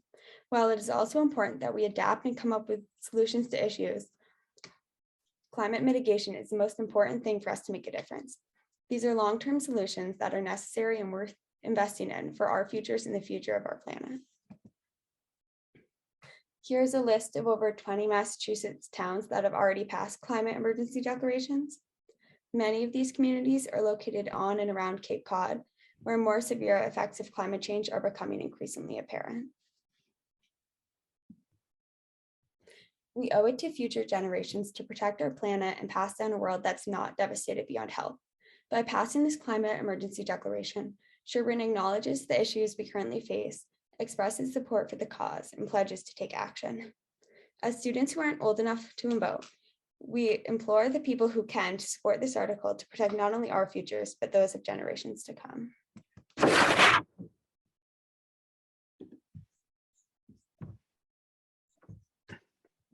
Great. Thank you, Ellie. All right. And I guess I have a couple questions. I guess the first question is, what does this declaration actually, is there anything that it requires the town to do? I know you said in your last slide that asks the town to create a climate action plan and asks the town to generate a list of projects. But is that sort of like it would be nice if you did that, or is it like we are now required to do these things if we adopt this emergency declaration? So the declaration is non-binding, which means any actions suggested are suggestions that are recommended based on what other towns are doing and what seems would have the best results to reduce the town's carbon emissions, but nothing included is mandatory. Nothing is binding. Okay. And then I guess sort of as a follow-up, those other communities in Massachusetts where you listed that have already adopted the climate emergency declaration, are they worded similarly to yours in terms of they are non-binding and they are mostly asking to do things like climate action plans and to identify projects that will work towards reducing carbon footprint? Or do some of them have more teeth? I haven't seen all of those plans in detail and seen the actual wording, but our plan is based on Needham and other surrounding towns' plans, and most of them have similar non-binding and just suggestions. I see. And then I guess the question would become, all right, well, who would be tasked with carrying out these sort of recommended things? I would presume that the sustainability coordinators and the energy committee would play a large role, and many of them I see are on the call here, but I just wanted to sort of, I guess, get your thoughts on if the town were to vote this through, sort of like what would be the next steps over the course of the next several months and years. I believe the next steps would be, like, since we do have sustainability coordinators and an energy committee, it would be them working to provide information to residents and homeowners about changes that can be made, and town groups and committees that or other changes and recommendations. Great. And then I guess lastly, because the advisory committee we are sort of the financial oversight committee, do you anticipate that passage of this emergency declaration would in some way result in a cost to the town, a monetary cost to the town? So our article has no financial obligations, but there would likely be financial aspects of accomplishing the goals stated in the article, but by implementing changes now, we're saving ourselves money in the long run by implementing or by making changes to stop problems before they occur instead of cleaning up the damage after. Great. And I also want to commend you on being politically active and bringing this before the town. I am shocked and amazed that you were a sophomore. When I think back to what I was doing when I was a sophomore in high school, I would be horribly embarrassed, and it certainly wasn't this.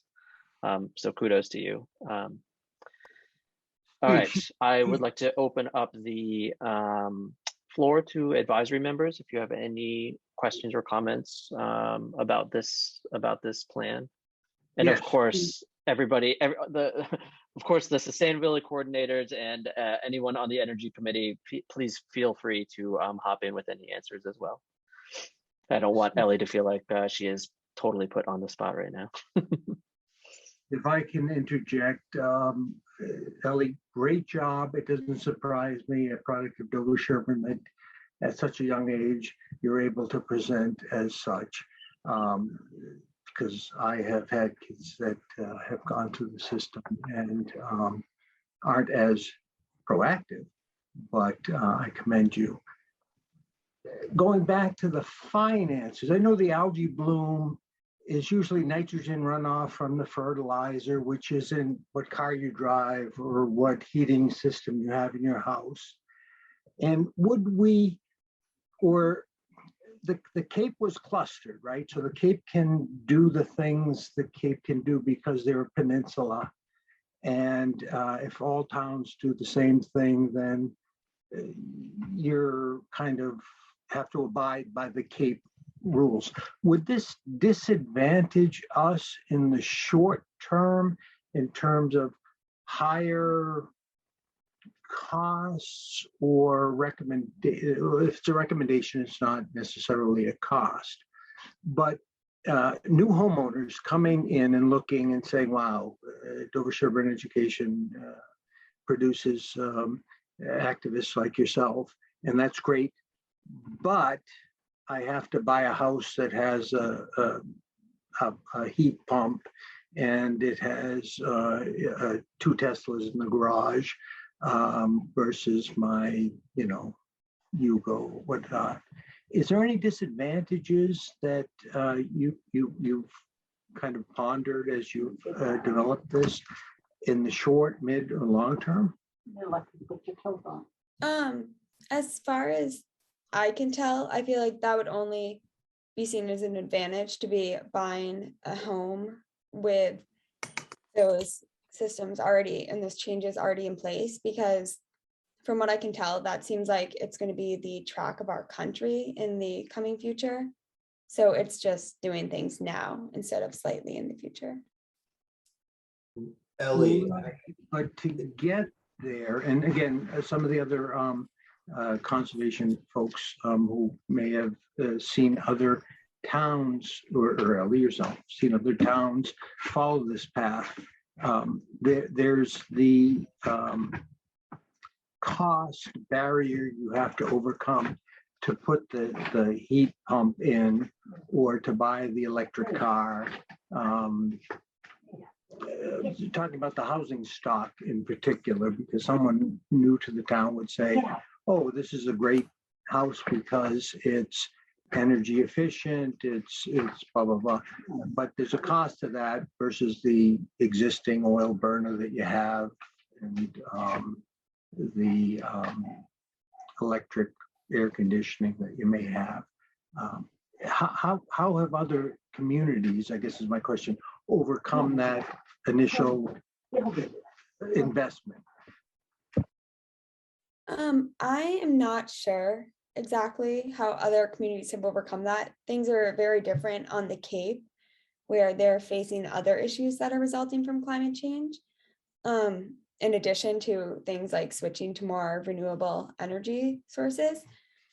I believe there are also incentives from a state level for switching that can help people transition. But I'm not sure exactly what other towns have done relating to that. So if I may, Peter, my name is Brad Corralius. I'm actually one of the members of the Energy and Sustainability Committee. And I'm kind of a good case study for this actually, because my family and I moved to Sherborn almost 4 years ago. And we're in the Ivy Lane neighborhood. My kids are in Pine Hill.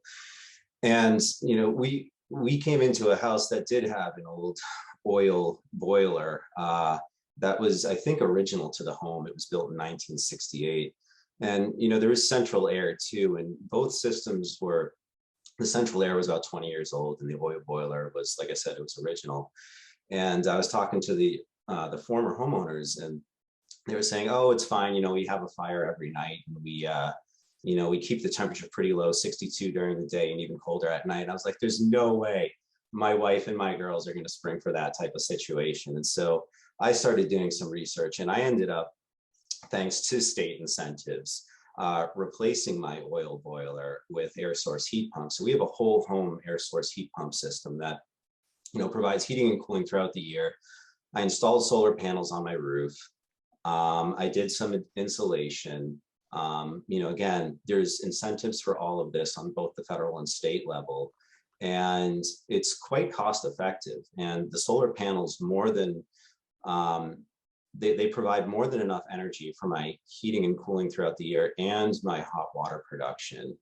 I recently got an EV too, to kind of insulate myself from, oil price fluctuations, which seem to be even more of an issue right now. So, I just want to let you know, like, as someone who's come into town and kind of went into a situation that was very dependent on fossil fuels, and it was a house that was not efficient, that needed some insulation. I got it done. I'm happy I did. We're more comfortable. We're saving money relative to had we continued with the status quo. There was an investment, but again, it's offset with a lot of rebates, and I view it as kind of a long-term solution. So I'm pleased, and it's part of the reason why I'm here on the committee too, to kind of provide my 2 cents, my own personal story. Thanks to Ellie. I appreciate that personal feedback, and that covers the environmental control within the house, and then possibly what car you drive. How do we do the nitrogen that to keep grass green? Because Farm Pond, I think, is a product of people's green grass all around, fertilizer and septic system, which we're all private septic system. How would this encourage folks to alter those nitrogen emitting aspects of home ownership? Well, as for the nitrogen sources going into Farm Pond and causing the cyanobacteria algae spread, I guess an incentive for that and changing strategies of like keeping your grass green and stuff would be that Farm Pond has been one of the few ponds around here that hasn't experienced algae blooms in the past. And because of the major role it plays in people's lives in Sherburne, I just feel that maintaining that as a space people can use would be an incentive for homeowners. My name is Frank Cook. I live on 6 Tadline Road. I'd just like to add to that one of the major roles I believe in, Ellie, I'm not wanting to put words into your mouth, but would be an educational aspect as well as anything else. There's certainly financial, and there's ways of doing a lot of the things, but having recommendations and providing education sources, which the committee and the coordinators, the sustainability coordinators, Dorothy Von Herter and Gino Carlucci, are working on, is that outreach and educational aspect. They put together the website and done a lot of work with educating and providing information to help to educate, which is a major role in this. So I think that's a really critical component to all of this, is the education aspect. And just to piggyback a little bit to Brad and maybe move it one step forward also, and that is one of the other things, and I'm speaking for the coordinators, that they've been working with not only just Sherborn, but working with the communities around Sherborn to bring some of the solar and environmental advantages to Sherborn as so what I'm looking for, a conglomerate, so that we're become a part of a larger purchasing group, a larger group working to improve our environment within, not only Sherborn, but within our Metro West community, and getting the advantages of quantities as opposed to just being, the small town of Sherborn. And those kinds of things for focus helps to offset the cost. It also helps us with our future as we try to move forward to make our environment a better place, and Sherburne a better place, and the United States and the world a better place. Thank you, Frank. Tom Trainer, you have your hand up. Yes, thank you, Steve. I just want to circle back to Peter's questions about Farm Pond, and I don't want to hijack your discussion overall on climate change, but I've been studying Farm Pond for 20 years, and what the experts are telling us from the data we're obtaining is the possible reasons why the last 2 years we've been getting for the first time these very unpleasant harmful algal blooms, or more appropriately cyanobacteria blooms, is one, phosphorus loads. Farm Pond is phosphorus limited, not nitrogen limited, and most of that is probably from impervious surfaces, runoff, the parking lots, the roads, the driveways, the erosion.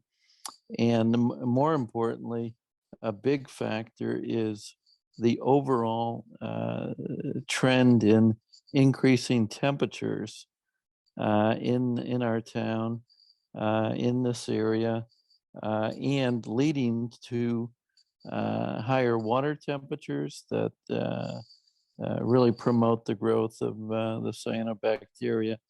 And even more importantly, the longer, warmer season of ice off. And, I think everyone understands that our summers go well into September and October now. So that's part of what's going on with Farm Pond. So I just wanted to provide that. Thanks, Tom. Ellie, I would like to commend you on your excellent presentation. And I'd also like to thank you and everyone else here from the Sustainability Committee and others who are working on sustainability issues for the important work that they're doing. The question I have, and Steve, you can tell me, maybe this is not an appropriate time to be discussing this, because I realize we're not being asked to either approve or not approve, this article or a favorable or not favorable opinion tonight. But I'm thinking about something, if I understood you correctly, Ellie, I think you were basically suggesting that to achieve the goals that we want to achieve here would really impact individual citizens of Sherburne more. That's where the change would have to come from. And so the question that's in my mind is whether, given that fact, whether this is a question, a warrant article that it is appropriate for advisory to opine one way or the other on. In other words, I'm not sure it's our role to tell citizens how they should be, spending their money or taking action or not taking action on this. So I'm wondering if this is the kind of article. We had a couple of these in the past where it was more sort of a personal moral decision rather than a financial matter for the town. And I'm wondering if this article fits into that category. And my question, I just want to be clear, my question has absolutely nothing to do with I appreciate all the work you're doing, and I definitely support what you're saying and what you're doing. It's just I wonder if this is an appropriate topic for advisory to opine on. Yeah, I've had that same question before, Jane, and I think in this scenario, the difference is that it isn't a matter of asking the town to enact a ban on a type of behavior or to do something to that effect, right? It's number one, it's non-binding, and then number two, all it's really doing is saying, okay, we should create a climate action plan and we should generate a list of projects that would help forward the cause of reducing carbon footprint. And my presumption, knowing nothing about what climate action plans look like, but my presumption is that that plan would outline things that individual citizens would be able to do in order to reduce their own personal carbon footprints. And it would remain up to individual citizens to voluntarily choose to adopt these things, right? So what we're saying is we're not trying to pressure citizens into doing a thing. We're just saying, hey, we're declaring an emergency, and the town's role in moving forward with addressing climate change is let's create this plan and start coming up with ideas of things that can be done either by the town or presumably by citizens or groups of citizens. So that's where I'm like, I was having the same thought as Peter was asking his questions about what do we do about Farm Pond? It's like, well, we don't have to worry about what do we do about Farm Pond. That's for the sustainability coordinators, for groundwater protection, for the Energy and Sustainability Committee to deal with what do we do about Farm Pond. All we're saying is why don't we say that it would be a really good idea for all these committees to come up with ideas of what do we do about Farm Pond, right? Does that make sense? Is that our charter? What do you mean? Well, I think it fits in because there are financial implications to climate change, right? Like when, you know, the erosion on the road, you know, and we need to replace part of that road, or, you know, we lose revenue at Farm Pond because of algae blooms. Like there are financial implications. So I think it does definitely fit within the scope of our charter and what we're trying to do. I mean, we're trying to give the town advice on financial matters. So I think it fits. I'll chime in that I agree with what Brendan just said, as well as the fact that Michael Lesser, 54 Forest Street, and part of the Energy and Sustainability Committee. I guess I'm wearing both hats as a resident. But that I think to what Brendan said also, as well as the fact that there are some financial implications within the town operations as part of a climate action plan. For example, the whole issue of to what extent does the town more aggressively adopt electric vehicles for the police or for other parts there. There are issues there that's supporting this kind of initiative and saying that we're basically this is an emergency. This is a thing that we need to act on sooner than later. The sooner we act is everybody. It's the problem of the public good and the public commons. If we all act together sooner, then things can be significantly improved in the bigger picture.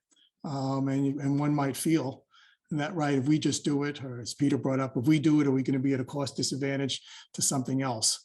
Or our town operation is going to cost more because we paid for electric vehicles for our police, and somehow our tax rate is going to be a little bit higher versus the fact that maybe electric vehicles for the police probably on a life cycle cost might be lower cost overall.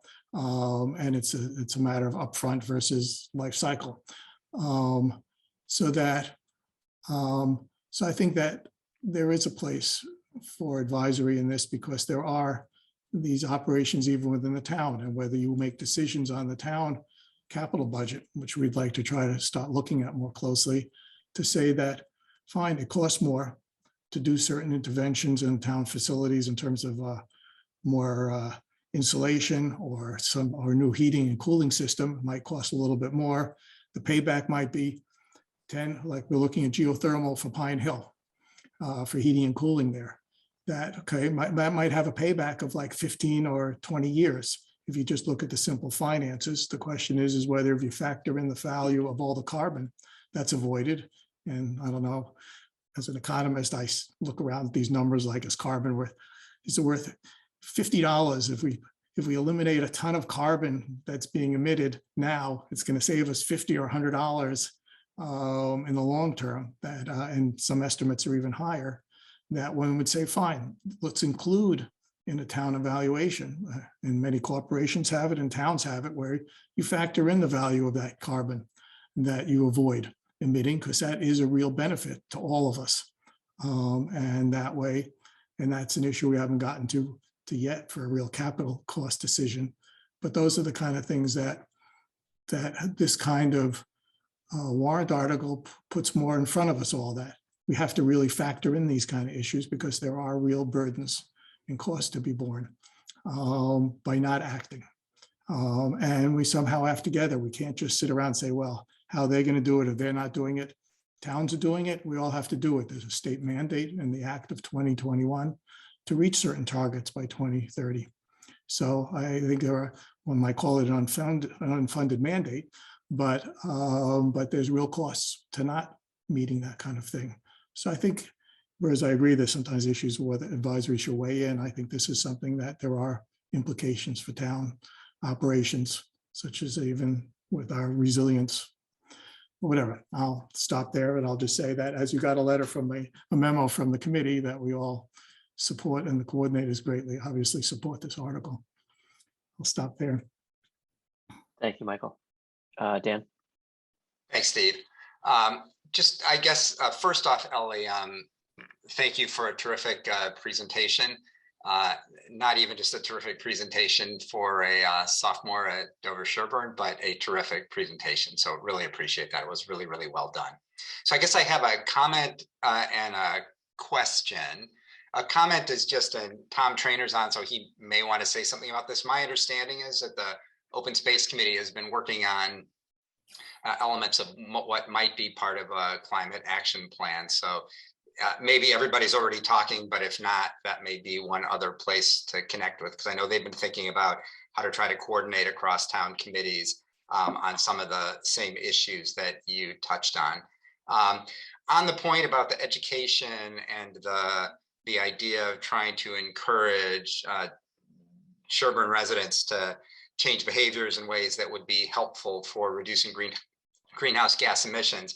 A couple things that come to mind that I could imagine might be hard sells, but I wonder if there's been any thinking about it. Maybe you'll tell me that these aren't big deals, but let me put them out there. One would be all the burn permits in the spring and burning of leaves, yard waste, and other stuff, which when it happens, it sure seems like that's emitting a lot of carbon and particulate matter into the air. And another would be, if we're thinking about groundwater and effects of climate change on groundwater, whether there would be any thinking about trying to contemplate during drought years some sort of limitations on water draws and outdoor watering. And Ellie, you had mentioned maybe changes in how people handle and manage landscapes and grass and so on. But in a drought year, right, we'd all be, particularly with climate change and effects on aquifers, might all be at risk of wells starting to run dry if there isn't some care and thought about that. So I'm curious if those are things that have been thought about and might be part of what would emerge from a climate action plan. So thank you. Thanks again. So those are both things we have not discussed specifically. As for burn permits, I feel like this is not based on anything. This is just so anyone else can feel free to say something different. But I feel relative to other changes that we will be asking citizens to make, those are a relatively low, like emitting relatively low carbon dioxide amounts, and or maybe there would be limits put in place. And then as for changes regarding droughts, that's also something we hadn't talked about, but I guess it seems like we would be in support of the idea of enacting restrictions on water use for yards and landscaping during times of drought. But those are not things we've discussed as a group, and we can. Thanks, appreciate that. And I can answer the yard burning permit. When anything's above the surface, it's carbon neutral because the leaves fall, whether you burn them or they decompose. It's when we dig deep into the substrata to suck out all those fossil fuels from 1 million years ago and burn those dinosaur remains that increases the badness of fossil fuels.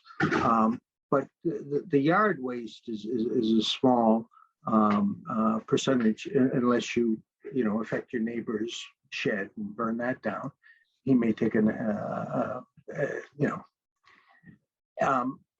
but I like this because it seems to be a call to action for the town, and it gives us, if I'm understanding this correctly, the latitude to work with many departments, which Brendan or someone mentioned, that's already focused on this, the town planners, the conservation committee folks, and come up with ideas to present to homeowners in terms of savings, eventual savings, maybe upfront initial costs, but long-term savings based upon different heating, cooling systems.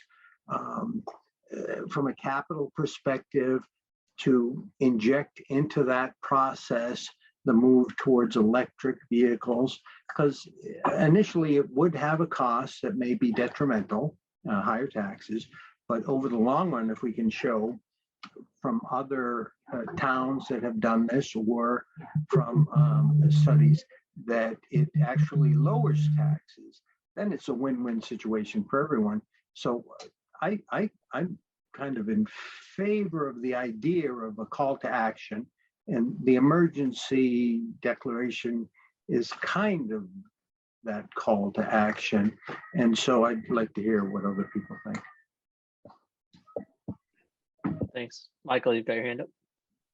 Yeah, I don't know if anybody wanted, I was going to say something a little different, more positive, but I don't know if people want to answer Peter's last question to other advisory board members before I go. But yeah, go ahead, Michael.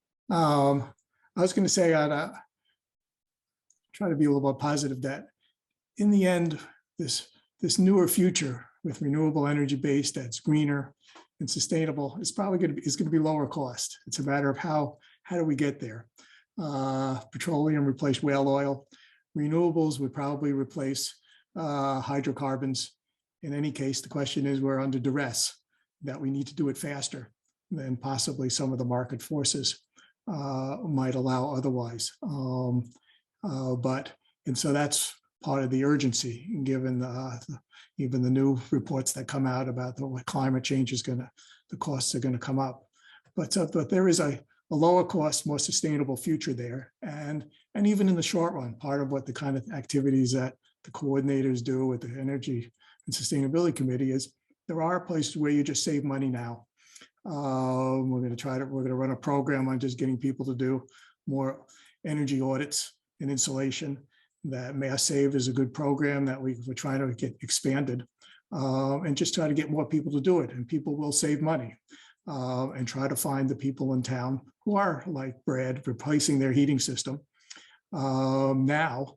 And they can go to these heat pumps and do solar and save money. There are a lot of opportunities to get the low hanging fruit. And sometimes it's a mixture of education. It's a matter of getting everybody together to maybe do a little bit more of a group activity, since it's something new, that there's ways to really facilitate things that really will save people money now. And just as we did the solar program, whatever, 5-7 years ago, solar is now as attractive. I mean, you can get a 7-year payback, or you can get a 10 or 15% return, depending on how you want to look at it. And so there are a lot of implied by declaring this to sort of call to action, which I like what you say, Peter, that it'll hopefully motivate people to do things and be more aware so that they'll do things that actually will save money. But it takes some effort to overcome that initial education and spending the time to do it. But I think there's a lot of measures we could do within town that'll save people money and help with the climate change issue, or emergency, as we call it here. So there's a brighter future ahead if we all just sort of get moving on it. So I'll stop with that. Thanks. I guess I would like to ask advisory whether anybody has sort of a counterpoint, or if anybody feels that they might not be in support of this article. I guess I would like to hear that at least some of that discussion and thinking now, rather than saving it for the public hearing. So does anybody have any thoughts in opposition to this article? Steve, I had the same concern Jane did about whether this is an appropriate thing for advisory to take up, but we've already discussed that. Great. And I guess as a sort of follow-up question then, Ellie, have you met any resistance or opposition to this as you've been working on it, and or do you anticipate any sort of resistance or opposition to it when you bring it to the public hearing and to town meeting? Just, my thinking is that, our town does have many citizens who have a sort of libertarian bent, including some people on this committee. And hearing that a town is asking its citizens to behave a certain way, to do a certain thing, or to not do a certain thing. For some people, that just engenders a guttural, negative, bristling reaction. So that would be one of my thoughts is these are individual actions and not something that a government should be mandating. So do you have any, have you seen any of that sort of resistance or opposition, and or what would be your response to that should it come up? We've only had on a select board Zoom, maybe 2 weekends ago, we had one person who was worried with the language of like stating that this is an emergency just with the pandemic. And my response was just that in our case, we do see this as an emergency, which is why it's worded that way. And then in regard to what you were just talking about, I guess my only response would be that this is a non-binding, it's a non-binding article. And even if the town does make suggestions to citizens, that nothing is mandatory, and it's people aren't being forced to do something if they strongly don't want to. Great. So I do actually probably share the issue with the wording, the emergency. Emergency to me says there's something where I need to go sprint, where I see this more, I like Peter's wording, call to action. This is more a marathon that we need to address. It's still the same thing needs to happen. It's just, to me, emergency means I need to drop everything and sprint right now, as opposed to call to action. It's something that's dangerous. It needs to be addressed, but it's not more a long-term. So that's my only issue. And I saw this article, emergency, but I really like the idea, and I like thank you for the person that spoke about his personal, was it Peter? His personal experience. I find it always annoys me when I see it so unproductive when 1,000 or 1,000,000 people have to repeat the same action. Like, why can't we have someone do a little bit of research and then share that research with others? Like, I do like to do solar, but instead of me spending days and days and weeks, adding up to weeks of research to try to figure out what I should do, if someone is able to provide that level of education and just save me so much time, I just love that. I do love the idea of having education, outreach, and everything that's being called for in this article. I definitely in support of. So thank you. Thanks, Wasim. I do want to just respond to your statement about whether it's an emergency, whether there's a sprint, or whether it's a marathon. I actually think that that's a very good analogy, specifically marathon, because historically, and I might have the history wrong, but the original marathon, I believe, was a soldier who was running to deliver a message, and it was essentially emergent. And he ran and ran and ran for 26 miles, and he died at the end of it. So just because it is a marathon doesn't mean that it is not an emergency, right? I think that I do believe personally, and this is me speaking personally, not as a chair of advisory, but I do believe that it is an emergency. And the problem is that climate change occurs on a geological timescale. And so it is therefore, it is not, if it were possible to sprint to a solution to climate change, by God, there would be a lot of people would be sprinting to it. But it's just not possible, right? It's going to be a slow change. And when you run a marathon, you're running as hard as your body can sustain, knowing that it's going to take you 26 miles to get to your finish line, right? And I believe that there's scientists all around the world right now they are sprinting to the degree that they can towards coming up with solutions for climate change. So I do believe that it is apt to call it an emergency, and at the same time, it is apt to say that it is a marathon and not a sprint, because the nature of climate change is that it's not going to be possible to fix it in 100 meters and 10 seconds. You know, it's going to be hours and hours and many miles before we get to the end. I'll add on that part of this, the act for Massachusetts is reaching sort of a net zero by 2050. So if you look at the next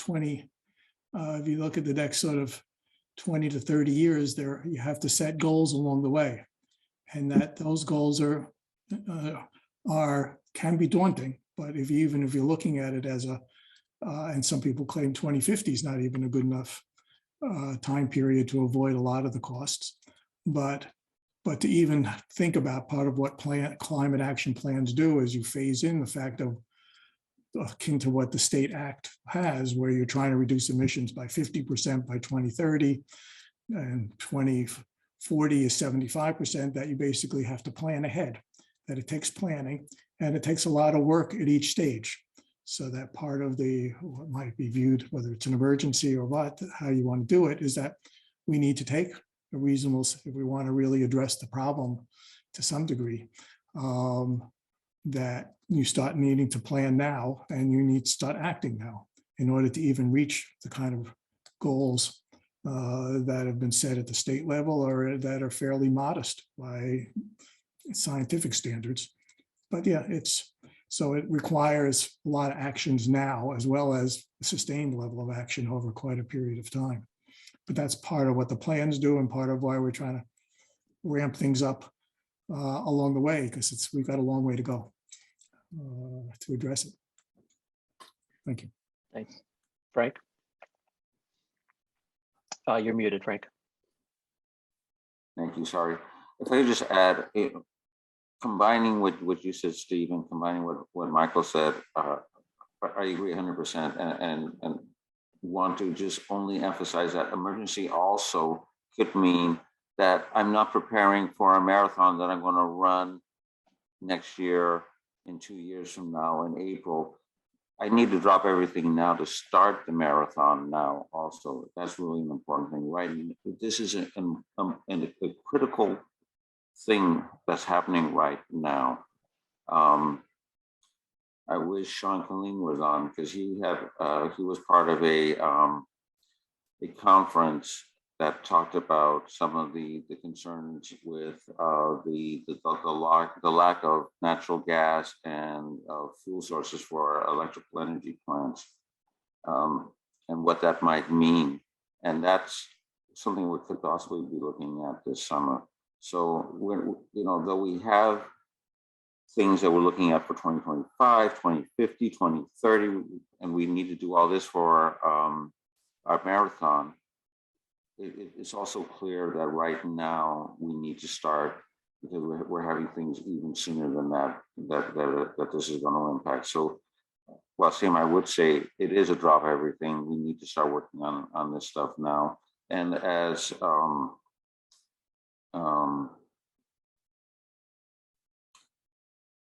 we talked about also, if somebody is going to change, and if they're changing their heating system tomorrow, they need to be thinking about this. We can't put that off. We need to provide all this information now, so things should start happening as soon as possible. And Wasim will put you on the list for solar. If you want to do it, we have a list of people that we're trying to put together for a little mini solar program. Yeah, so actually this past, exactly a year ago, I did install mini splits because I had baseboard electrical heat. So that's a big improvement, but yes, solar is next. And by the way, I appreciate all the feedback. Just to be clear, in no way was I saying that, this is not something we need to work on, and this is not something we need to address. I think, just because of my background, my carbon footprint is probably, a fraction of anybody else here, right now on the call, but that's for different reasons. But anyway, no, completely agree. I probably maybe have a little bit higher thresholds to the use of word emergency, but no, I appreciate all the feedback, and I agree it's something we need to work on right now. So, okay. Thank you. Anybody else from advisory have any questions or comments for Ellie? All right, great. Thank you very much. Ellie, again, just I'm amazed at your poise and your ability to field questions again, thinking back to when I was a sophomore, I would have crumpled and just hid under the covers. So bravo. I will see you on Saturday, the 26th of March. Citizens petitions are at the end of the warrant, so you will be sometime in the afternoon. So I look forward to seeing your presentation again then. Thank you. All right, thank you. Well done, Ellie. All right. All right, so moving on to really just as important things, reserve fund transfers. So let's see here. We have one reserve fund transfer from Deb. I believe I emailed that out to everybody on advisory, right? Let me bring that up here.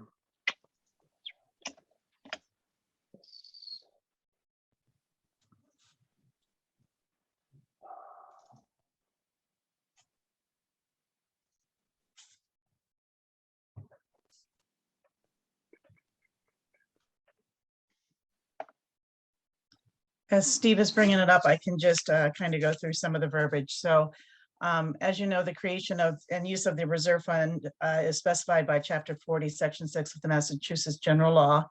And the reserve fund is to be used for extraordinary and unforeseen expenditures.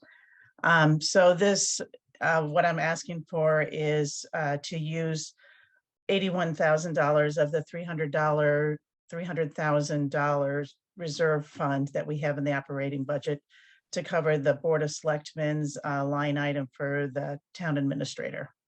The departure of our former town administrator included a payout including unpaid vacation time. So that current line item is over budget. And Diane has stepped in as the interim town administrator, which that her salary is now going towards that line item as well. And the total budget is going to be offset by the savings in her line item, but the net between those two is resulting in an $81,000 deficit. So I'm asking for a reserve fund transfer for that amount.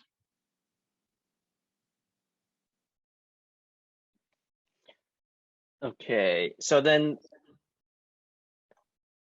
so it's so this is just covering essentially the town administrator salary line item for the select board budget. Is that right? That is correct.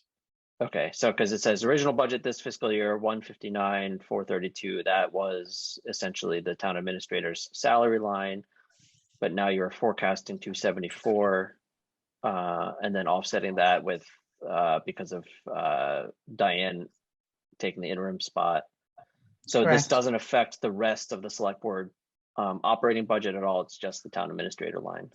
That's correct. Okay. Will the reserve fund be replenished? Did you cover that already? No, it will not be replenished. I mean, that is what the reserve fund is for, is to cover unforeseen and extraordinary expenses. Are we currently still at 300,000 on the reserve fund? Yeah, we haven't used any of it this year. Yeah, I'm like, I don't remember having had any other RFTs.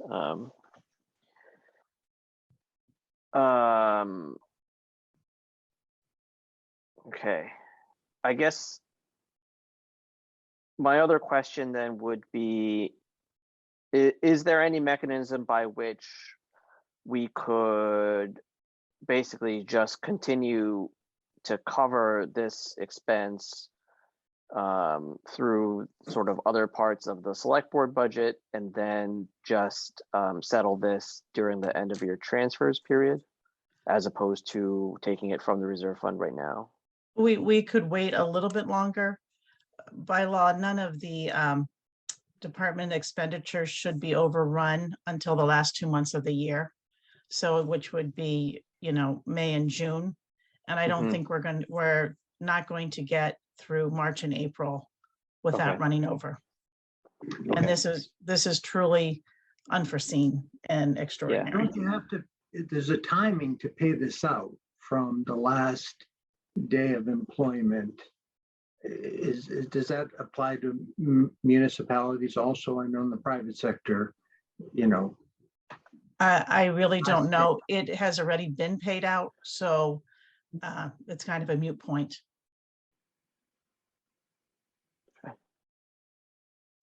And I know that the nature of reserve funds is unforeseen, but do you foresee anything else that we're going to need the reserve fund for between now and the end of the year? Yeah, well, you know, I think last year we used it all for end of the year transfers. Right, right. I don't really see, you know, everything else is pretty much on target. You know, there's a little overages here, but then where there's overages, there's underages. So the rest of the departments look pretty much on target. This was just the big pop that, you know, really needs to be taken care of. Yeah. Okay. All right. Any discussion from advisory? I didn't understand the part about the assistant town administrator. What's the relevance here?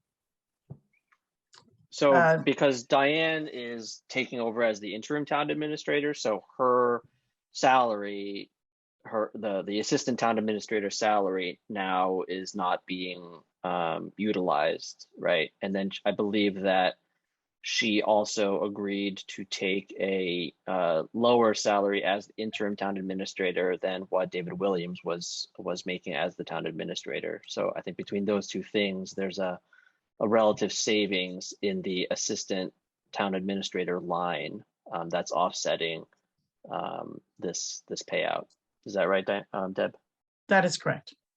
So what was the original? So there was an original amount, and this requested amount is that original amount minus the savings over, I don't know, a certain period of time. Is that correct? Yes. Yeah. Yes. Yes. I forecasted through the rest of the year.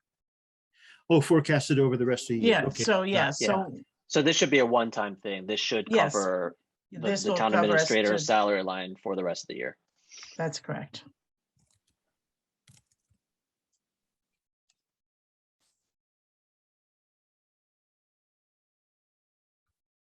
All right. Any other discussion from advisory?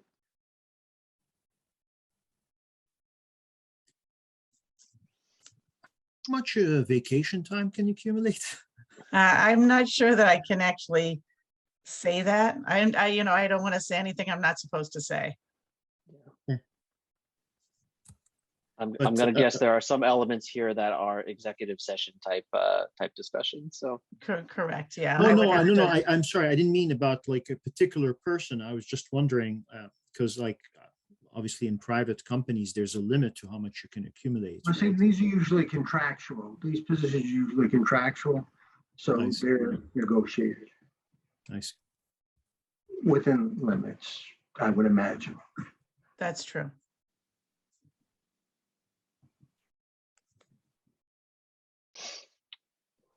all right.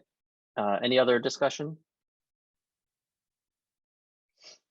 Seems pretty straightforward to me. Can I get a motion relative to this reserve fund transfer request? I move that we transfer from the reserve fund $81,000 for the Board of Selectmen department as listed by this request. I second that motion. All right, I'll take a vote. Mark? Aye. Jane? Aye. Brendan? Aye. Peter? Aye. Dan? Aye. Wasim? Natalie? Aye. Steve? Aye. I'm also an aye, so motion carries 9-0. Great, Deb, I will sign this and I'll send a copy to you. Perfect. Thank you very much. All right, thank you. All right, last thing, previous meeting minutes. Let me see here. There was an initial version and then an updated version. I believe I've got the updated version here.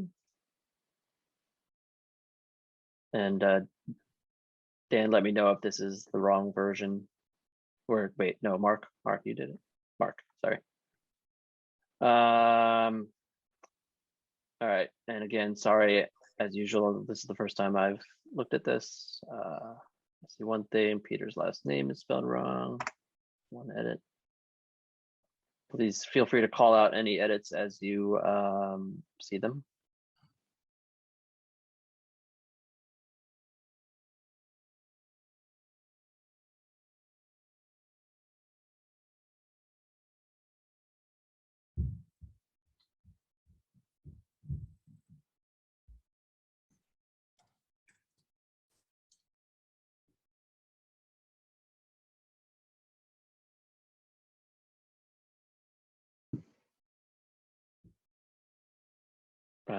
That's the, I think this is the old version, actually, isn't it?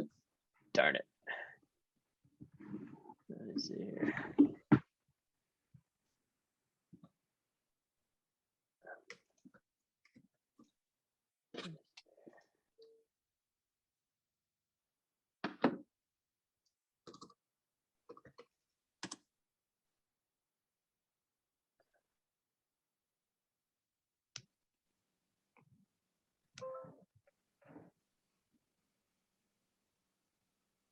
Okay. I believe I've got the correct version here. Sorry, everybody.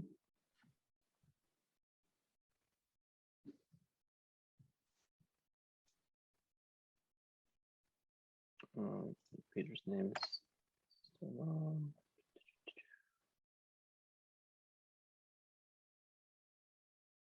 Okay, yes, this is the correct version now, right? Yes, I think so. I added some edits that Jane had sent me this afternoon, so apologies. No worries.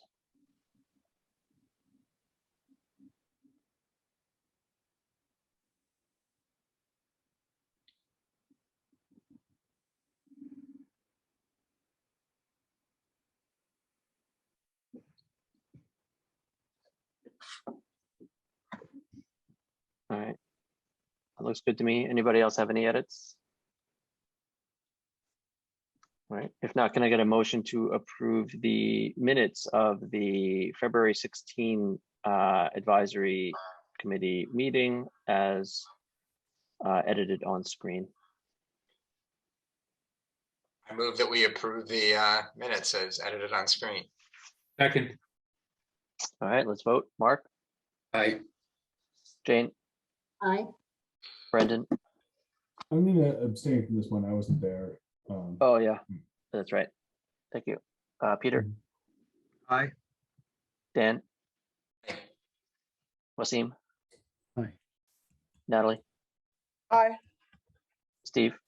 Aye. And I'm also an aye, so minutes pass 8-0-1.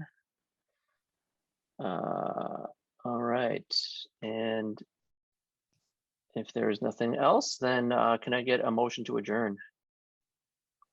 So moved. So moved. Second. Second. All right, let's vote. Mark? Aye. Jane? Aye. Brendan? Aye. Peter? Aye. Dan? Aye. Wasim? Aye. Natalie? Aye. Steve? Aye. All righty, thank you all. 9:30, the meeting is adjourned. I will see you all next week at the same time.